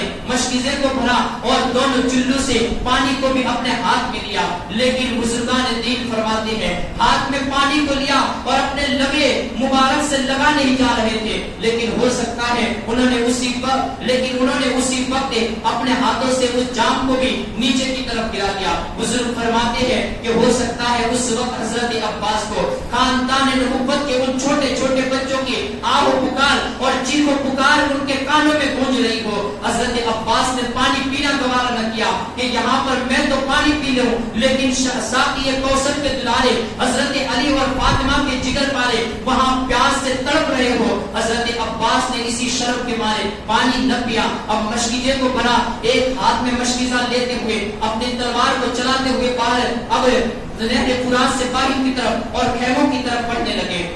حضرت عباس جیسے ہی جا رہے تھے پیچھے کی طرف سے ایک بدبخت جس کا نام زرارہ تھا اس نے پیچھے سے ایک ایسا وار کیا کہ حضرت عباس رضی اللہ تعالیٰ عنہ نے جس ہاتھ میں مسکیزہ اٹھایا ہوا تھا وہ ہاتھ آپ کا پورا کٹ کر زمین پر گر گیا. حضرت عباس رضی نے فوراً ہی دوسرے ہاتھ کے اندر مشکیزے کو اٹھا لیا، لیکن ایک اور بدبخت جس کا نام نوفیل بن ارزم ہے اس نے حضرت عباس پر پھر ایک ایسا وار کیا کہ آپ کا دوسرا بازو بھی کٹ کر یہ نیچے کی طرف گر گیا. حضرت عباس نے اس گرتے ہوئے مسکیزے کو اپنے منہ کی طرف سے اٹھا لیا اور منہ کی طرف سے لیتے ہوئے ان کی تلواروں کے زخم کھاتے ہوئے اپنے گھوڑے کو ایڑ لگائی اور وہ خیمے کی طرف بڑھنے لگے. لیکن ایک بدبخت آیا، بازو ٹوٹ چکے تھے، بازو موجود نہیں تھے جسم کے ساتھ. ایسے ہی تلواروں کے گھاؤ کو کھاتے ہوئے نیزوں کی اڑیوں کو برداشت کرتے ہوئے حضرت عباس خیموں کی طرف بڑھ رہے تھے. لیکن ایک بدبخت آیا کہ جس نے حضرت عباس کے سینے کے اوپر نیزے کا ایک ایسا وار کیا کہ حضرت عباس کو وہ نیزہ مسکیزے کو چیرتا ہوا حضرت عباس کے شکم کے اندر آپ کے پیٹ کو چیرتا ہوا پیچھے کی طرف نکل گیا. وہاں پر حضرت عباس علمبردار نے اخار و ادرکنی کی ایک صدا لگائی، کہا بھائی میری مدد کے لیے آؤ. حضرت امام عالی مقام نے جیسے حضرت عباس کی اس صدا کو سنا آپ کے منہ سے یہ بیک وقت اور اسی وقت یہ الفاظ جاری ہو گئے، الان انکسر ظہری، ہائے اللہ میری کمر ٹوٹ گئی، میری کمر ٹوٹ گئی. حضرت عباس علمبردار کے جسم مبارک کو حضرت امام عالی مقام نے اٹھایا اور پھر اپنے خیمے کی طرف لائے. وہاں پر حضرت عباس کے ہاتھ سے جو مشکیزہ تھا وہ بھی ان لوگوں نے چھین لیا ہوا تھا. حضرت عباس بھی شہید کر دیے گئے. اب خاندان نبوت کے اندر جو جوان فرد تھے وہ تمام کے تمام ختم ہو گئے،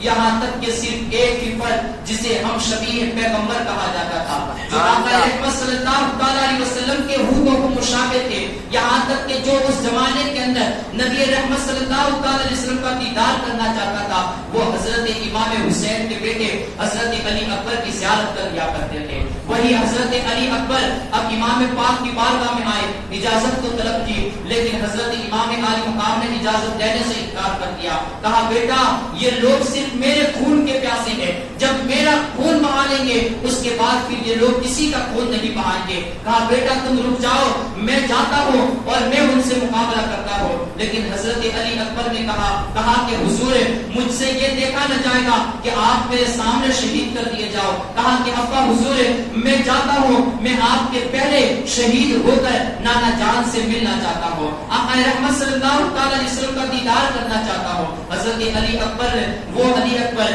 کہ جن کی کبھی بھی کوئی آرزو حضرت امام حسین نے پوری نہ کی ہو, ایسا کبھی ہوا نہیں تھا. آج وہ بیٹا شہادت کی آرزو لے کر حضرت امام عالی مقام کی بارگاہ میں کھڑا ہو چکا ہے. کہا کہ ابا حضور مجھے اجازت دیجیے. اب وہاں کی اجازت طلب کی جا رہی تھی جہاں سے واپسی کا کوئی رستہ نہیں تھا, جہاں سے واپس آنا یہ کوئی مقدر ہی نہیں تھا اور ناممکن سی بات تھی. اب حضرت علی اکبر بار بار اصرار کرنے لگے, یہاں تک کہ حضرت علی اکبر رضی اللہ تعالیٰ عنہ کو چارہ نہ چارہ امام عالی مقام نے اجازت عطا فرمائی. جب اجازت عطا فرمائی تو اپنے ہی ہاتھوں سے ان کو سنوارا, ان کے بالوں کو سنوارا اور اس کے بعد اپنے ہی ہاتھوں سے ان کی تلوار کو حمایل فرمائی. اس کے بعد خود فولادی ٹوپی ان کے سر پر رکھی, کمر پر پٹکا باندھا اور تلوار حمایل کی. نیزہ اپنے دست اقدس سے ان کے ہاتھوں میں تھمایا اور پھر اپنے بہادر نوجوان کو حضرت امام عالی مقام نے گھوڑے پر سوار کیا. گھوڑے پر سوار ہو کر جب یہ 18 سال کا نوجوان حضرت علی اکبر جن کا چہرے مقدسہ آقا رحمت صلی اللہ تعالی علیہ وسلم کے چہرے مقدسہ کے مثل تھا, آپ کے ہم شبیہ تھے حضرت علی اکبر رضی اللہ تعالی عنہ, جب میدان کی طرف نکلے تو آپ رجز کے اشعار پڑھتے جا رہے تھے اور جب میدان کے پاس پہنچے ان یزیدیوں کے مقابلے میں پہنچے تو آپ نے ارشاد فرمایا انا علی بن حسین بن علی نحن اہل بیت اولا بالنبی. کہا کہ اے لوگوں جان لو میں علی کے بیٹے حسین کا بیٹا علی ہوں, میں علی کے بیٹے حسین کا بیٹا علی ہوں. وہ علی, کسی شاعر نے کہا ہے کہ کبھی دیوار ہلتی ہے تو کبھی در کانپ جاتا ہے. علی کا نام سنتے ہوئے آج بھی خیبر کانپ جاتا ہے, علی کا نام سنتے ہی آج بھی خیبر کانپ جاتا ہے. حضرت علی کا نام جب میدان کربلا میں لیا گیا اور کہا کہ میں علی کے بیٹے حسین اور حسین کا بیٹا علی ہوں, حضرت علی کا نام, علی اکبر کا نام سنتے ہی بڑے بڑے بہادروں کے پاؤں کے تلے سے زمین کھسک گئی. کہا کہ اب تک قاسم تھے, اب تک عباس لمبردار تھے, اب تک ان کے ساتھی اور دوسرے وہ لوگ تھے کہ جو لوگ حضرت علی کی دوسری بیویوں کے اولاد تھے. یہاں پر حضرت فاطمہ الزہرا رضی اللہ تعالیٰ عنہ کا جگر پارا آ رہا ہے, حضرت علی کا, علی شیر خدا کا لال آ رہا ہے. ان کے ساتھ مقابلہ کس طریقے سے کیا جائے گا؟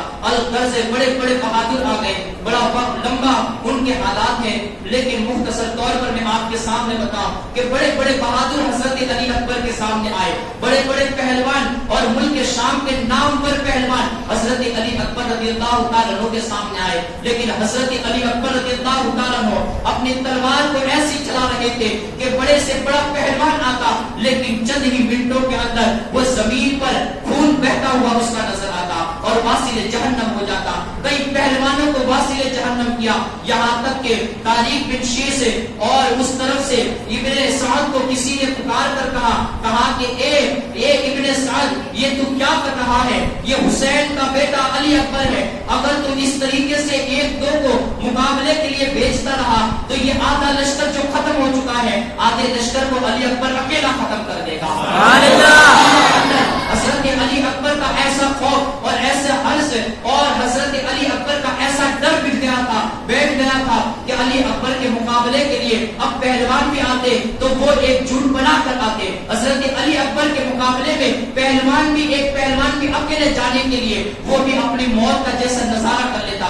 کوئی ایک پہلوان بھی اکیلا حضرت علی کے مقابلے کے لیے, علی اکبر کے مقابلے کے لیے نہ جاتا. یہاں تک کہ اب دیکھا کہ بڑے بڑے پہلوان مل کر بھی جاتے ہیں, لیکن اس کے باوجود بھی علی اکبر کا مقابلہ پانچ پہلوان بھی مل کر نہیں کر سکتے. آخر میں آپ کے اوپر کسی نے تیر مارا, کسی نے نیزہ مارا, یہاں تک کہ حضرت حضرت علی اکبر رضی اللہ تعالیٰ عنہ یہ بھی اس دنیا فانی سے رخصت ہوئے، اپنے والد کو صدا لگائی، یا ابا و ادرکنی، اے میرے والد بزرگوار میری خبر گیری لیجئے، مجھے میری طرف توجہ دیجئے۔ حضرت امام عالی مقام کی آنکھوں سے آنسو جاری ہے، اپنے بیٹے کی طرف بڑھے، دیکھا حضرت علی اکبر زمین پر گرے ہوئے ہیں، نیزے کے وار آپ کے جسم کو چھلنی کیے ہوئے ہیں، تلواروں سے اس قدر خون بہ رہا تھا کہ حضرت علی اکبر کا جسم جس زمین پر گرا تھا، زمین کے ارد گرد کی تمام مٹی یہ خون سے لال ہو چکی تھی۔ حضرت علی اکبر کو اپنے ہاتھوں میں اٹھایا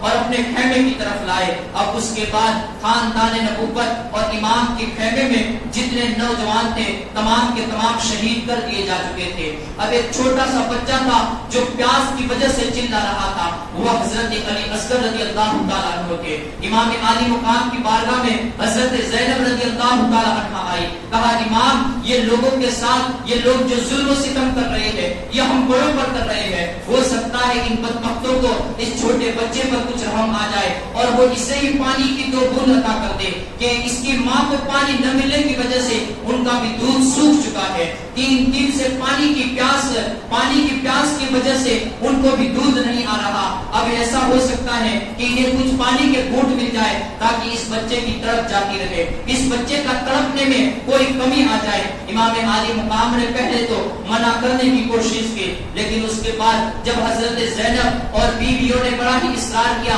حضرت امام عالی مقام نے علی اصغر کو اپنے ہاتھ میں اٹھایا۔ حضرت امام علی اصغر رضی اللہ تعالیٰ عنہ یہ چھوٹی ہی عمر کے ابھی 6 ماہ کی عمر ہے، حضرت علی اصغر رضی اللہ تعالیٰ عنہ کو اپنے ہاتھ میں اٹھا کر امام عالی مقام آپ ہی کی طرف بڑھے اور کہا کہ اے ظالموں، تمہیں جو دشمنی ہے وہ مجھ سے دشمنی ہے، تمہیں خون بہانا ہے میرا خون بہانا ہے، لیکن اس چھوٹے بچے نے تو تمہارا کوئی نہیں بگاڑا، یہ ایک چھوٹا بچہ ہے جو بھی شیر خارجی کے عالم میں ہے، جو دودھ پیتا بچہ ہے، تم ان پر تو کچھ رحم کرو اور اسے تو پانی کے کچھ گھونٹ عطا کر دو، کوئی اسے تو پانی کے کچھ گھونٹ دے دو۔ اب یہاں پر امام عالی مقام نے وہاں پر پانی کو طلب کیا تھا، لیکن ادھر سے ایک بدبخت اصلی حرملہ بن کاہین نے ایک تیر چلایا، جو تیر حضرت علی اصغر رضی اللہ تعالیٰ عنہ کی حلق سے ہوتا ہوا امام عالی مقام کے بازو کے اندر پیوست ہو گیا۔ حضرت علی امام عالی مقام امام حسین رضی اللہ تعالیٰ عنہ نے اس تیر کو نکالا اور آپ نے جب تیر کو نکالا آپ کے ہاتھوں کے اندر خون کا فوارہ پھوٹنے سے آپ کے ہاتھ بھی خون سے رنگین ہو گئے۔ امام عالی مقام نے حضرت علی اصغر کو آسمان کی طرف اٹھایا اور آسمان کی طرف دیکھ کر آپ نے رب کی بارگاہ میں ایک مسکراتے ہوئے ارشاد فرمایا، یا اللہ اللہم رضیت بقضائک وصبرا علی قضائک وتسلیما لامرک سبحان ربی الاعلی سبحان ربی الاعلی۔ اے اللہ میری طرف سے اس چھوٹی سی قربانی کو بھی تو قبول فرما دے۔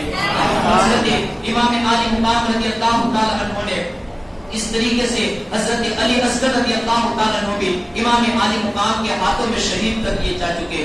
اب وہاں پر خاندان نبوت کی ایک سے ایک کڑی کو ان ظالم بدبختوں نے خون کے اندر انہیں نہلا دیا اور ہر ایک نوجوان یہ شہادت کے جام کو نوش کر لیا تھا۔ اب اس کے بعد خاندان قافلے نبوت قافلے امام عالی مقام میں اور خیمہ امام عالی مقام میں کوئی نوجوان باقی نہیں رہ گیا تھا۔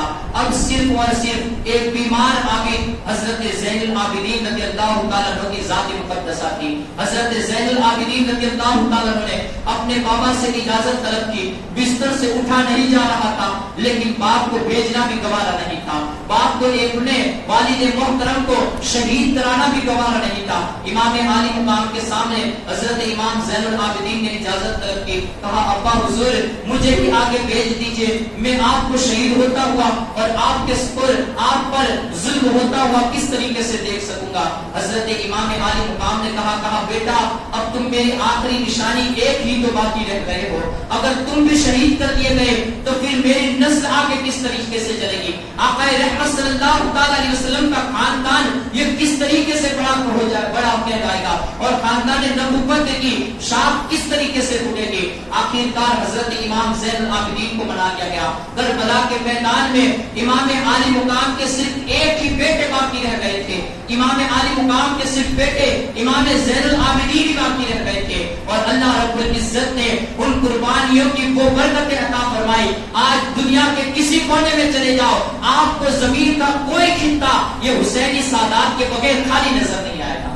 حسینی سادات کے بغیر خالی نظر نہیں آئے گا. جس طرف بھی نظر اٹھا کر دیکھو, جس ڈبے کے اندر نظر اٹھا کر دیکھو, وہاں پر جہاں پر حسنی سادات ملیں گے, جہاں پر حضرت علی کی دوسری اولادیں ملیں گی, وہاں پر حسینی سلسلے حسینی سیدوں کے بھی گھرانے نصیب ہمیں دیکھنے کو نصیب ہو جائیں گے. یہ کیا ہے؟ آقا رحمت صلی اللہ علیہ وسلم کے لیے رب نے وہ فرمان عظیم عطا فرمایا تھا, انا اعطیناک الکوثر, اے محبوب ہم تمہیں کوثر عطا فرمائیں گے. کوثر کیا تھا؟ جب آقا رحمت صلی اللہ علیہ وسلم کے بیٹے یہ انتقال کر گئے تو اس وقت کافروں نے یہ تانا دیا تھا, کہا کہ محمد ابتر ہے, یعنی ان کی نسل ختم ہو چکی ہے. میرے آقا کو اللہ رب العزت نے آپ کی دل جوئی فرمائی, کہا کہ اے محمد, اے میرے پیارے محبوب, یہ کافروں کے تانا دینے سے کیا ہوتا ہے, میں اپنے دنیا کے نظام کو بدل دوں گا کہ لوگوں کی نسلیں ان کے بیٹوں سے چلا کرتی ہے, لیکن تیری نسل یہ تیری فاطمہ سے چلے گی, یہ تیری نسل سے چلے گی. اور ہم اس کے بعد بھی دیکھیں, حضرت امام عالی مقام کے 3 بیٹے تھے, حضرت علی اکبر, حضرت علی اصغر, حضرت علی اوسط, امام زین العابدین, لیکن 2 بیٹے ان میں سے بھی شہید کر دیے گئے. اب یہاں پر بھی ایک دکھ اور حیرت کا ایک منظر سامنے آ گیا کہ ایک ہی بیٹے سے اللہ کوثر کس طرح عطا فرمائے گا اور کثرتی اولاد کس طرح عطا فرمائے گا. لیکن ایک ہی بیٹے سے رب نے ایسی برکت عطا فرمائی کہ دنیا کے کسی بھی کونے میں جاؤ, آقا رحمت صلی اللہ علیہ وسلم کی آل و اولاد ہمیں اپنی زیارت نصیب کراتی ہوئی نظر آئے گی. یہ آقا رحمت صلی اللہ علیہ وسلم کے اللہ رب العزت کے ساتھ وہ محبوبانہ اور آپ کی وہ دل جوئی کا وہ آپ کو آقا اللہ رب العزت نے وہ طریق وہ شان اور آپ کے وہ مقام عطا فرمایا تھا کہ آقا رحمت صلی اللہ علیہ وسلم کی اولاد آپ کی بیٹی سے چلی اور کثرت اولاد بھی آپ کو عطا ہوئی. اب اس کے بعد امام زین العابدین یہ لیتے رہے. اب جگر پارے رسول, شہزادہ بطول, علی کے نور عین, مومنوں کے دلوں کے چین, جنتی نوجوانوں کے سردار, مجاہدوں کے قافلوں کے سالار, حضرت ابن حیدر کرار, شہنشاہ کربلا, پیکر صبر و رضا, حضرت امام عالی مقام امام حسین رضی اللہ تعالیٰ عنہ کے شہادت کا وقت آیا. جب حضرت امام عالی مقام رضی اللہ تعالیٰ عنہ یہ میدان جنگ کی طرف جانے لگے, آپ نے ارادہ فرمایا اس طرف سے حضرت زینب رضی اللہ تعالیٰ عنہ یہ آپ کے پاس آ گئی. کہا بھائی آپ ہمیں تنہا چھوڑ کر کہاں جا رہے ہو, یہاں پر آپ کے جانے کے بعد یہ ظالم لوگ ہمیں کس طریقے سے ہمارے اوپر ظلم اٹھائیں گے. کہا کہ یہ لوگ میرے خون کے پیاسے ہیں, جب میرا خون بہا لیں گے اس کے بعد یہ لوگ کسی کا خون نہیں بہائیں گے. حضرت سکینہ رضی اللہ تعالی عنہا جو حضرت امام عالی مقام کے سینہ اقدس کے اوپر سونے والی تھی, آپ کے پہلوں میں رہنے والی تھی, حضرت سکینہ آپ کے قدموں سے لپٹ گئی. کہا بابا جان ہمیں کن کے سہارے چھوڑ کر جا رہے ہو, جہاں پر ان ظالم بدبختوں نے ہمارے بھائیوں کو لوٹ لیا, ہمارے بھائیوں کے خون کو بہا دیا.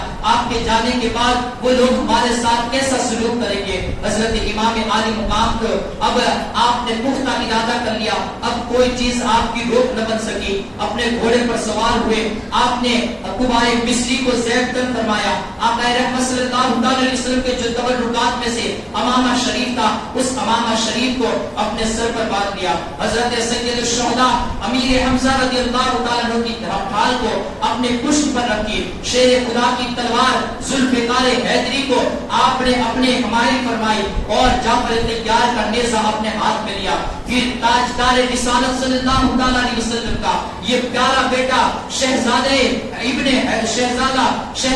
حیدر حضرت امام عالی مقام امام حسین قبر کربلا کے میدان میں پیکر صبر و رضا بن کر جب گھوڑے پر سوار ہوئے تو وہاں پر گھوڑے کو ایڑ لگائی, لیکن گھوڑا آگے بڑھ نہیں رہا ہے. گھوڑے کو بار بار ایڑ لگا رہی ہے, لیکن گھوڑا آگے بڑھنے کا نام نہیں لے رہا ہے. اس طرف حضرت امام عالی مقام نے ہر طرف سے کوشش کی, آپ سامنے دیکھتے جا رہے ہیں, گھوڑے کے اوپر بھی رجس کے اشعار پڑھتے جا رہے ہیں, لیکن گھوڑا آگے چلنے کے لیے تیار نہیں ہوا. امام عالی مقام نے معاملے کو نظر ملائے. آپ نے دیکھا کہ کیا معاملہ ہے. گھوڑے سے مخاطب ہوئے, کہا کہ اے حیدر کرار کے شیر اور ابن حیدر کرار کے شیر, کیوں آگے کی طرف بڑھ نہیں رہا ہے؟ وہ گھوڑا کیا بتاتا؟ امام عالی مقام نے جب نیچے کی طرف دیکھا تو گھوڑے کے قدموں سے حضرت سکینہ لپٹی ہوئی تھی. حضرت سکینہ گھوڑے کے قدموں سے لپٹی ہوئی تھی.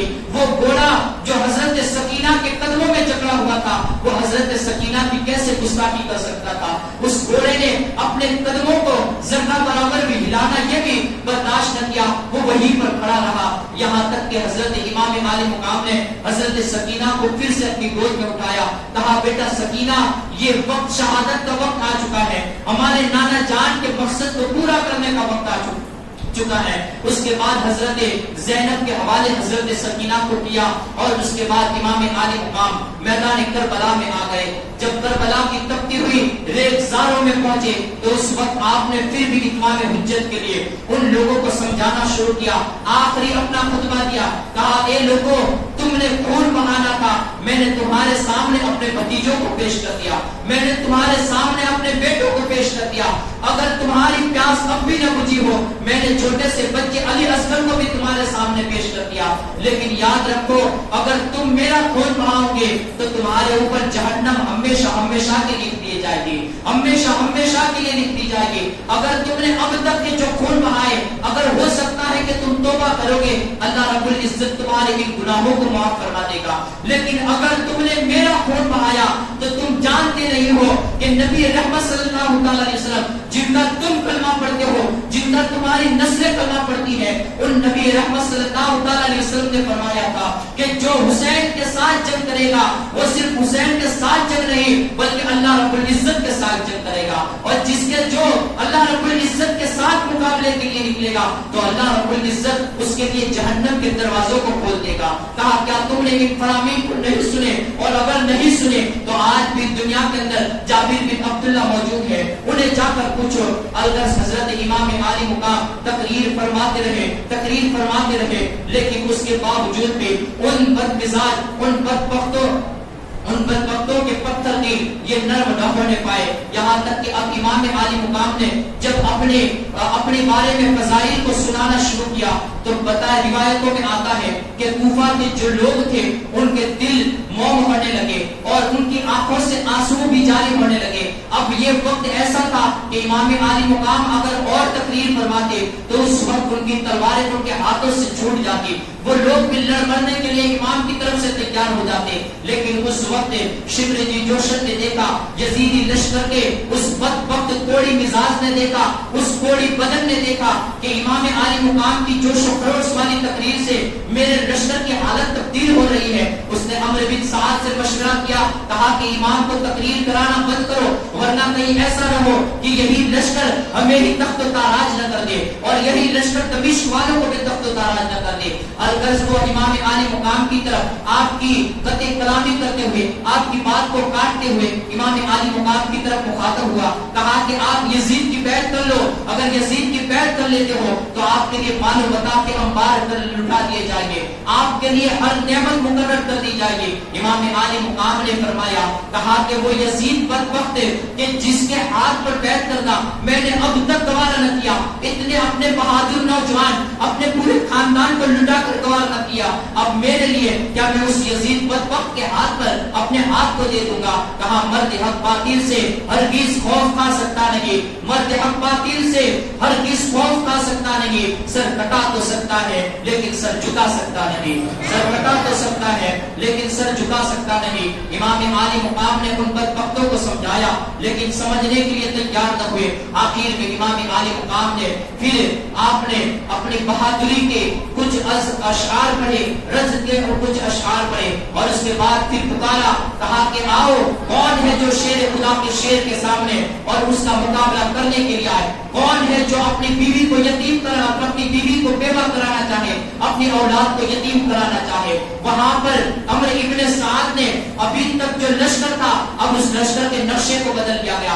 امام عالی مقام کے لیے عمرو ابن سعد نے ایک پورا فوجی دستہ, کئی صفے, اس نے آرام سے ان پہلوانوں کو اور ملک شام کے بڑے بڑے نام پر پہلوانوں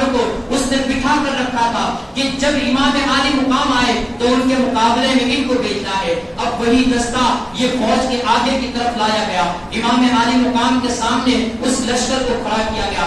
इमाम आली मुकाम के सामने अब ऐसे बहादुर थे कि जिनकी बहादुरी सिर्फ मुल्क शाम ही में नहीं बल्कि कैसर और किसरा के दरो दीवार के अंदर भी जिनकी बहादुरी के चर्चे सुनाए जाते थे, ऐसे बहादुर हजरत इमाम आली मुकाम के सामने रखे गए। वहां पर एक बहादुर हजरत इमाम आली मुकाम के सामने जो कबीले बनी तमीम का था, वो बहादुर इमाम आली मुकाम के सामने आया।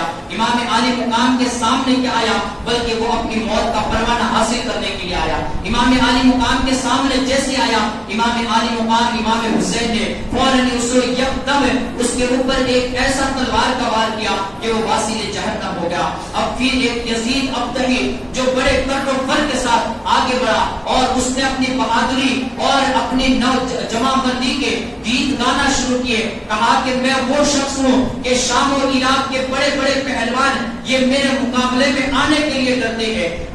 कैसर और किसरा और रूम के बड़े बड़े शहंशाह के जो बड़े बड़े अजीम पहलवान होते हैं वो मेरा नाम सुनते ही डर जाते हैं। यहाँ तक कि रूम के अंदर अगर किसी औरत का बच्चा रोता है तो उनके सामने, उस बच्चे के सामने मेरे नाम को पुकारा जाता है तो बच्चे अपने मेरे नाम के डर की वजह से वो रोना बंद कर देते हैं। अब उसने जब अपने गीत गाना शुरू किए, इमाम आली मुकाम ने कहा हाँ तू बड़े बहादुरों के सामने मुकाबला करके आया है, लेकिन तूने शेर खुदा के शेरों को अभी तक नहीं देखा है। आज तेरा मुकाबला किसी आम बहादुर से नहीं है बल्कि शेर खुदा के लाडले शेर के साथ तेरा मुकाबला होने के लिए जा रहा है। अलगर्ज उसने इमाम हुसैन के इस ताने पर वो गैज़ो गज़ब में आया और अपनी तलवार को उठाया। तलवार को उठाने के साथ क्या था, इमाम आली मुकाम ने एक ऐसा वार किया कि जिससे उसके जिस्म के दो टुकड़े हो गए। और एक रिवायत में आता है कि उसने अपने सर के ऊपर लोहे की खोल यानी लोहे की टोपी पहनी हुई थी, लेकिन जुल्फ़िकार हैदरी जो अमर इब्ने अब्दुल बुद के ऊपर खंदक के मैदान में और हुनैन के मैदान के अंदर जब हजरत अली रज़ियल्लाहु ताला ने अमर बिन अब्दुल बुद के ऊपर वही जुल्फ़िकाराना वार किया था, वो अमर बिन अब्दुल बुद जो 100 लोगों के मुकाबले में जाया करता था, लेकिन अमर इब्ने अब्दुल बुद को हजरत अली रज़ियल्लाहु ताला ने एक ही तलवार ऐसी मारी थी कि उसकी लोहे की जो टोपी थी उसको चीरती हुई, उसके बदन को पूरा चीरती हुई उसके घोड़े के दो टुकड़े करके निकल चुकी थी। अब वही वार उससे यजीद अब्तही के ऊपर ऐसा ही वार किया कि जिस वार ने उसकी लोहे की टोपी को चीरते हुए उसके बदन के दो टुकड़े करते हुए घोड़े के भी दो टुकड़े करते हुए तलवार नीचे की तरफ निकल। ये जुल्फ़िकार हैदरी थी।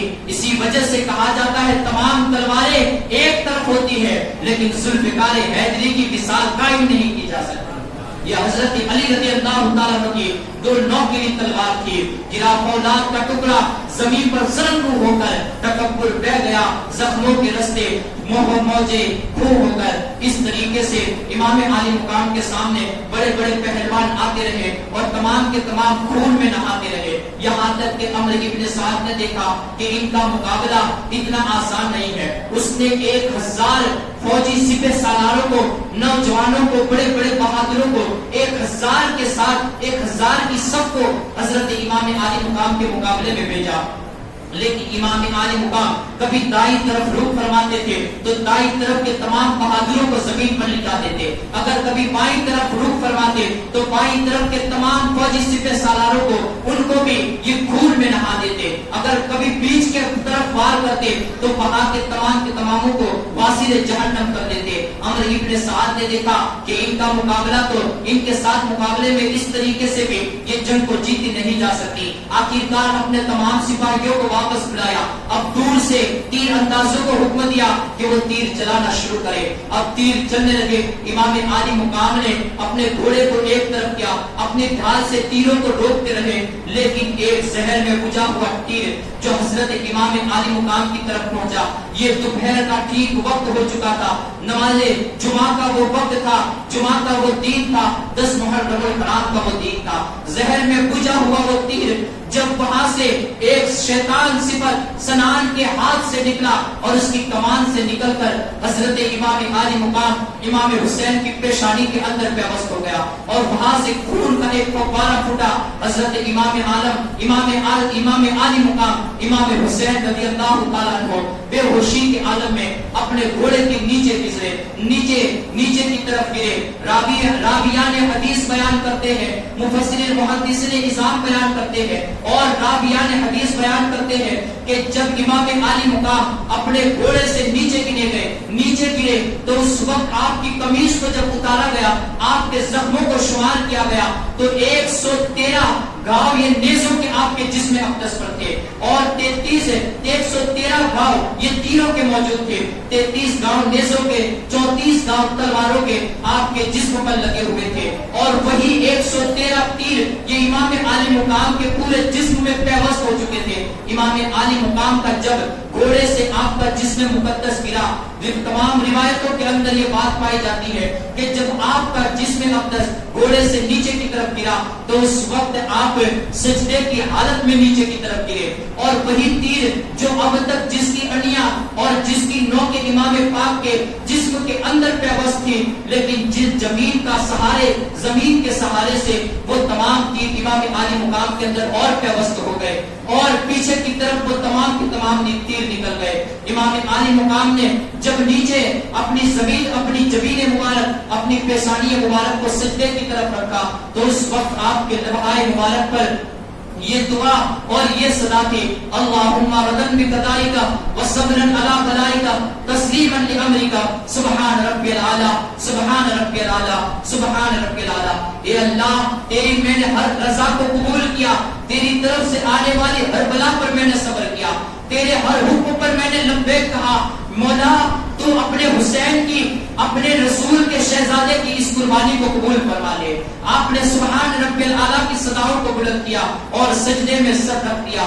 آواز ایک طرف سے آ رہی تھی, اس پیاسے پر علی شیر خدا کو ناز ہے, اس پیاسے پر علی شیر خدا کو ناز ہے, اس نواسے پر محمد مصطفیٰ کو ناز ہے. اور انہیں تو بہت سجدے کیے پر اس کا عجب انداز ہے, اور انہیں تو بہت سجدے کیے اس کا عجب انداز ہے. اس نے وہ سجدہ کیا جس پر خدا کو ناز ہے, اس نے وہ سجدہ کیا جس پر خدا کو ناز ہے. آپ فقہ کی کتابوں کو اٹھا لو, ایک شخص کے بارے میں آقا رحمت صلی اللہ علیہ وسلم سے سوال کیا گیا, کہا کہ حضور ایک بندہ تھا کہ جس نے حج کا احرام باندھا لیکن حج کرنے سے پہلے وہ شخص فوت ہو گیا, کہا کہ حضور اس کے بارے میں کیا حکم ہے. آقا نے ارشاد فرمایا کہ اللہ رب العزت نے اس کے حج کو قبول فرما لیا اور ہر سال اسے حج کا ثواب نصیب ہوتا رہے گا, ہر سال وہ حاجی کہلاتا رہے گا, یہاں تک کہ وہ جب میدان محشر میں بھی اٹھے گا تو احرام کا وعدہ ہوا اور حج کی حالت میں خانہ کعبہ کا طواف کرنے کی حالت میں وہ میدان محشر کے اندر اٹھایا جائے گا. اس حدیث مبارکہ کو اپنے تصور میں جمائیے کہ ہر کوئی جس حالت میں مرتا ہے میدان محشر میں اسی حالت میں اٹھایا جاتا ہے. حسین ابن علی, آپ کی جب روح پرواز ہوئی تھی تو سجدے کے عالم میں پرواز ہوئی تھی, آپ نے سجدہ کیا تھا اور سجدے کی حالت ہی کے اندر آپ کی روح آپ کے جسم اقدس سے نکلی تھی. کل میدان محشر میں ہر کوئی اٹھے گا تو وہ سوتے ہوئے اٹھے گا, لیکن میرے امام اس وقت سجدے سے اپنے سر کو اٹھائیں گے. لوگ سجدے کرتے ہیں, 3 تسبیحوں کے سجدے کرتے ہیں, لوگ سجدے کرتے ہیں 10 تسبیحوں کے سجدے کرتے ہیں. اگر کوئی اور بڑا عابد ہوتا ہے وہ 30 تسبیحوں کا سجدہ کرتا ہے. میرے امام نے اتنا لمبا سجدہ کیا کہ جتنا لمبا سجدہ آج تک کسی نے بھی نہیں فرمایا. اس وقت سے سن 61 ہجری سے میرا امام سجدے میں ہے, آج بھی وہ سجدے میں ہے, وہ کل بھی سجدے میں رہے گا. اور میدان محشر کے اندر جب تمام لوگ اٹھیں گے میرا امام اس وقت اپنے سر سے سجدے سے سر کو اٹھائے گا. حضرت امام عالی مقام وہاں پر شہید کر دیے گئے. اب وہاں پر دوسرے لوگ آئے. روایتوں میں آتا ہے کہ نصر بن خرسہ یہ آیا, اس نے چاہا کہ امام عالی مقام کے سر کو تنے. نازنی سے جدا کر دے، لیکن اس کی ہمت نہ ہوئی، کانپ گیا، اس کے ہاتھ سے تلوار چھوٹ گئی، لیکن خولی بن یزید، سنان بن انس، شبل بن یزید اور شبر خبیث بدبخت، ان لوگوں نے مل کر امام عالی مقام کے سر کو تنے نازنی سے جدا کیا۔ اس وقت وہ وقت کیا عالم کیا بتائے، حضرت عبداللہ ابن عباس رضی اللہ تعالی عنہما فرماتے ہیں کہ جب وہ دوپہر کا وقت تھا، میں خانہ کعبہ کی دیوار کو ٹیک لگا کر سویا ہوا تھا، میری آنکھ لگ چکی تھی، نبی رحمت صلی اللہ علیہ وسلم کا دیدار نصیب ہوا، میں نے دیکھا آقا رحمت صلی اللہ علیہ وسلم کے کپڑے یہ خون آلود تھے، چہرے مبارکہ گرد آلود تھا، بال بکھرے ہوئے تھے، نبی رحمت صلی اللہ علیہ وسلم اپنے ہاتھ میں ایک شیشی کو اٹھائے، کبھی ادھر پھر رہے تھے، کبھی ادھر گھوم رہے تھے، میرے پاس آئے، میں نے کہا آقا یہ کیا معاملہ ہے؟ پورا جسم نازنی جو اتنے نازوں کا پادا تھا وہ جسم گرد غبار ہے، بدن مبارک پر خون کے دھبے لگے ہوئے ہیں۔ کہا ابا عبداللہ ابن عباس کیا تم جانتے نہیں ہو میرے بیٹے کو شہید کر دیا جا چکا ہے، میرے نونہالوں کو کربلا کی سرزمین پر تپتے ہوئے ریگزاروں میں شہید کر دیا جا چکا ہے۔ ادھر حضرت ام سلمہ فرماتی ہے کہ میں سوئی ہوئی تھی، میرے خواب میں نبی رحمت صلی اللہ علیہ وسلم حاضر آئے، کہا کہ ام سلمہ کیا وہ سیسی کو دیکھنا بھول چکی ہے جو میں نے کہا تھا کہ ایک دن ایسا آئے گا جب یہ مٹی خون بن جائے گی، جا کر دیکھ آج وہ مٹی خون بن جا چکی ہے، کیونکہ میرے بیٹے کو میری امت کے ان بدبختوں نے کربلا کی سرزمین پر شہید کر دیا گیا ہے۔ نبی رحمت صلی اللہ علیہ وسلم بے قرار ہو چکے تھے، اپنی قبر مبارک میں وہ آرام فرما نہ سکے، اور وہ کربلا میں جو بھی شہید ہوتا تھا اس شہید کے خون کو اس سیسی کے اندر جمع کرواتے، کبھی علی اکبر کے خون کو جمع فرماتے، کبھی علی اصغر کے خون کو جمع فرماتے۔ یہ نبی رحمت صلی اللہ علیہ وسلم کی حالت ہو چکی تھی، جب ایک طرف نبی رحمت صلی اللہ علیہ وسلم کی یہ حالت تھی، راویان حدیث ابو نعیم کی کئی روایتیں اس بات پر شاہد ہے کہ جب امام عالی مقام کے سر نازنی کو تن نازنی سے جدا کیا گیا تو آسمان اور زمین سے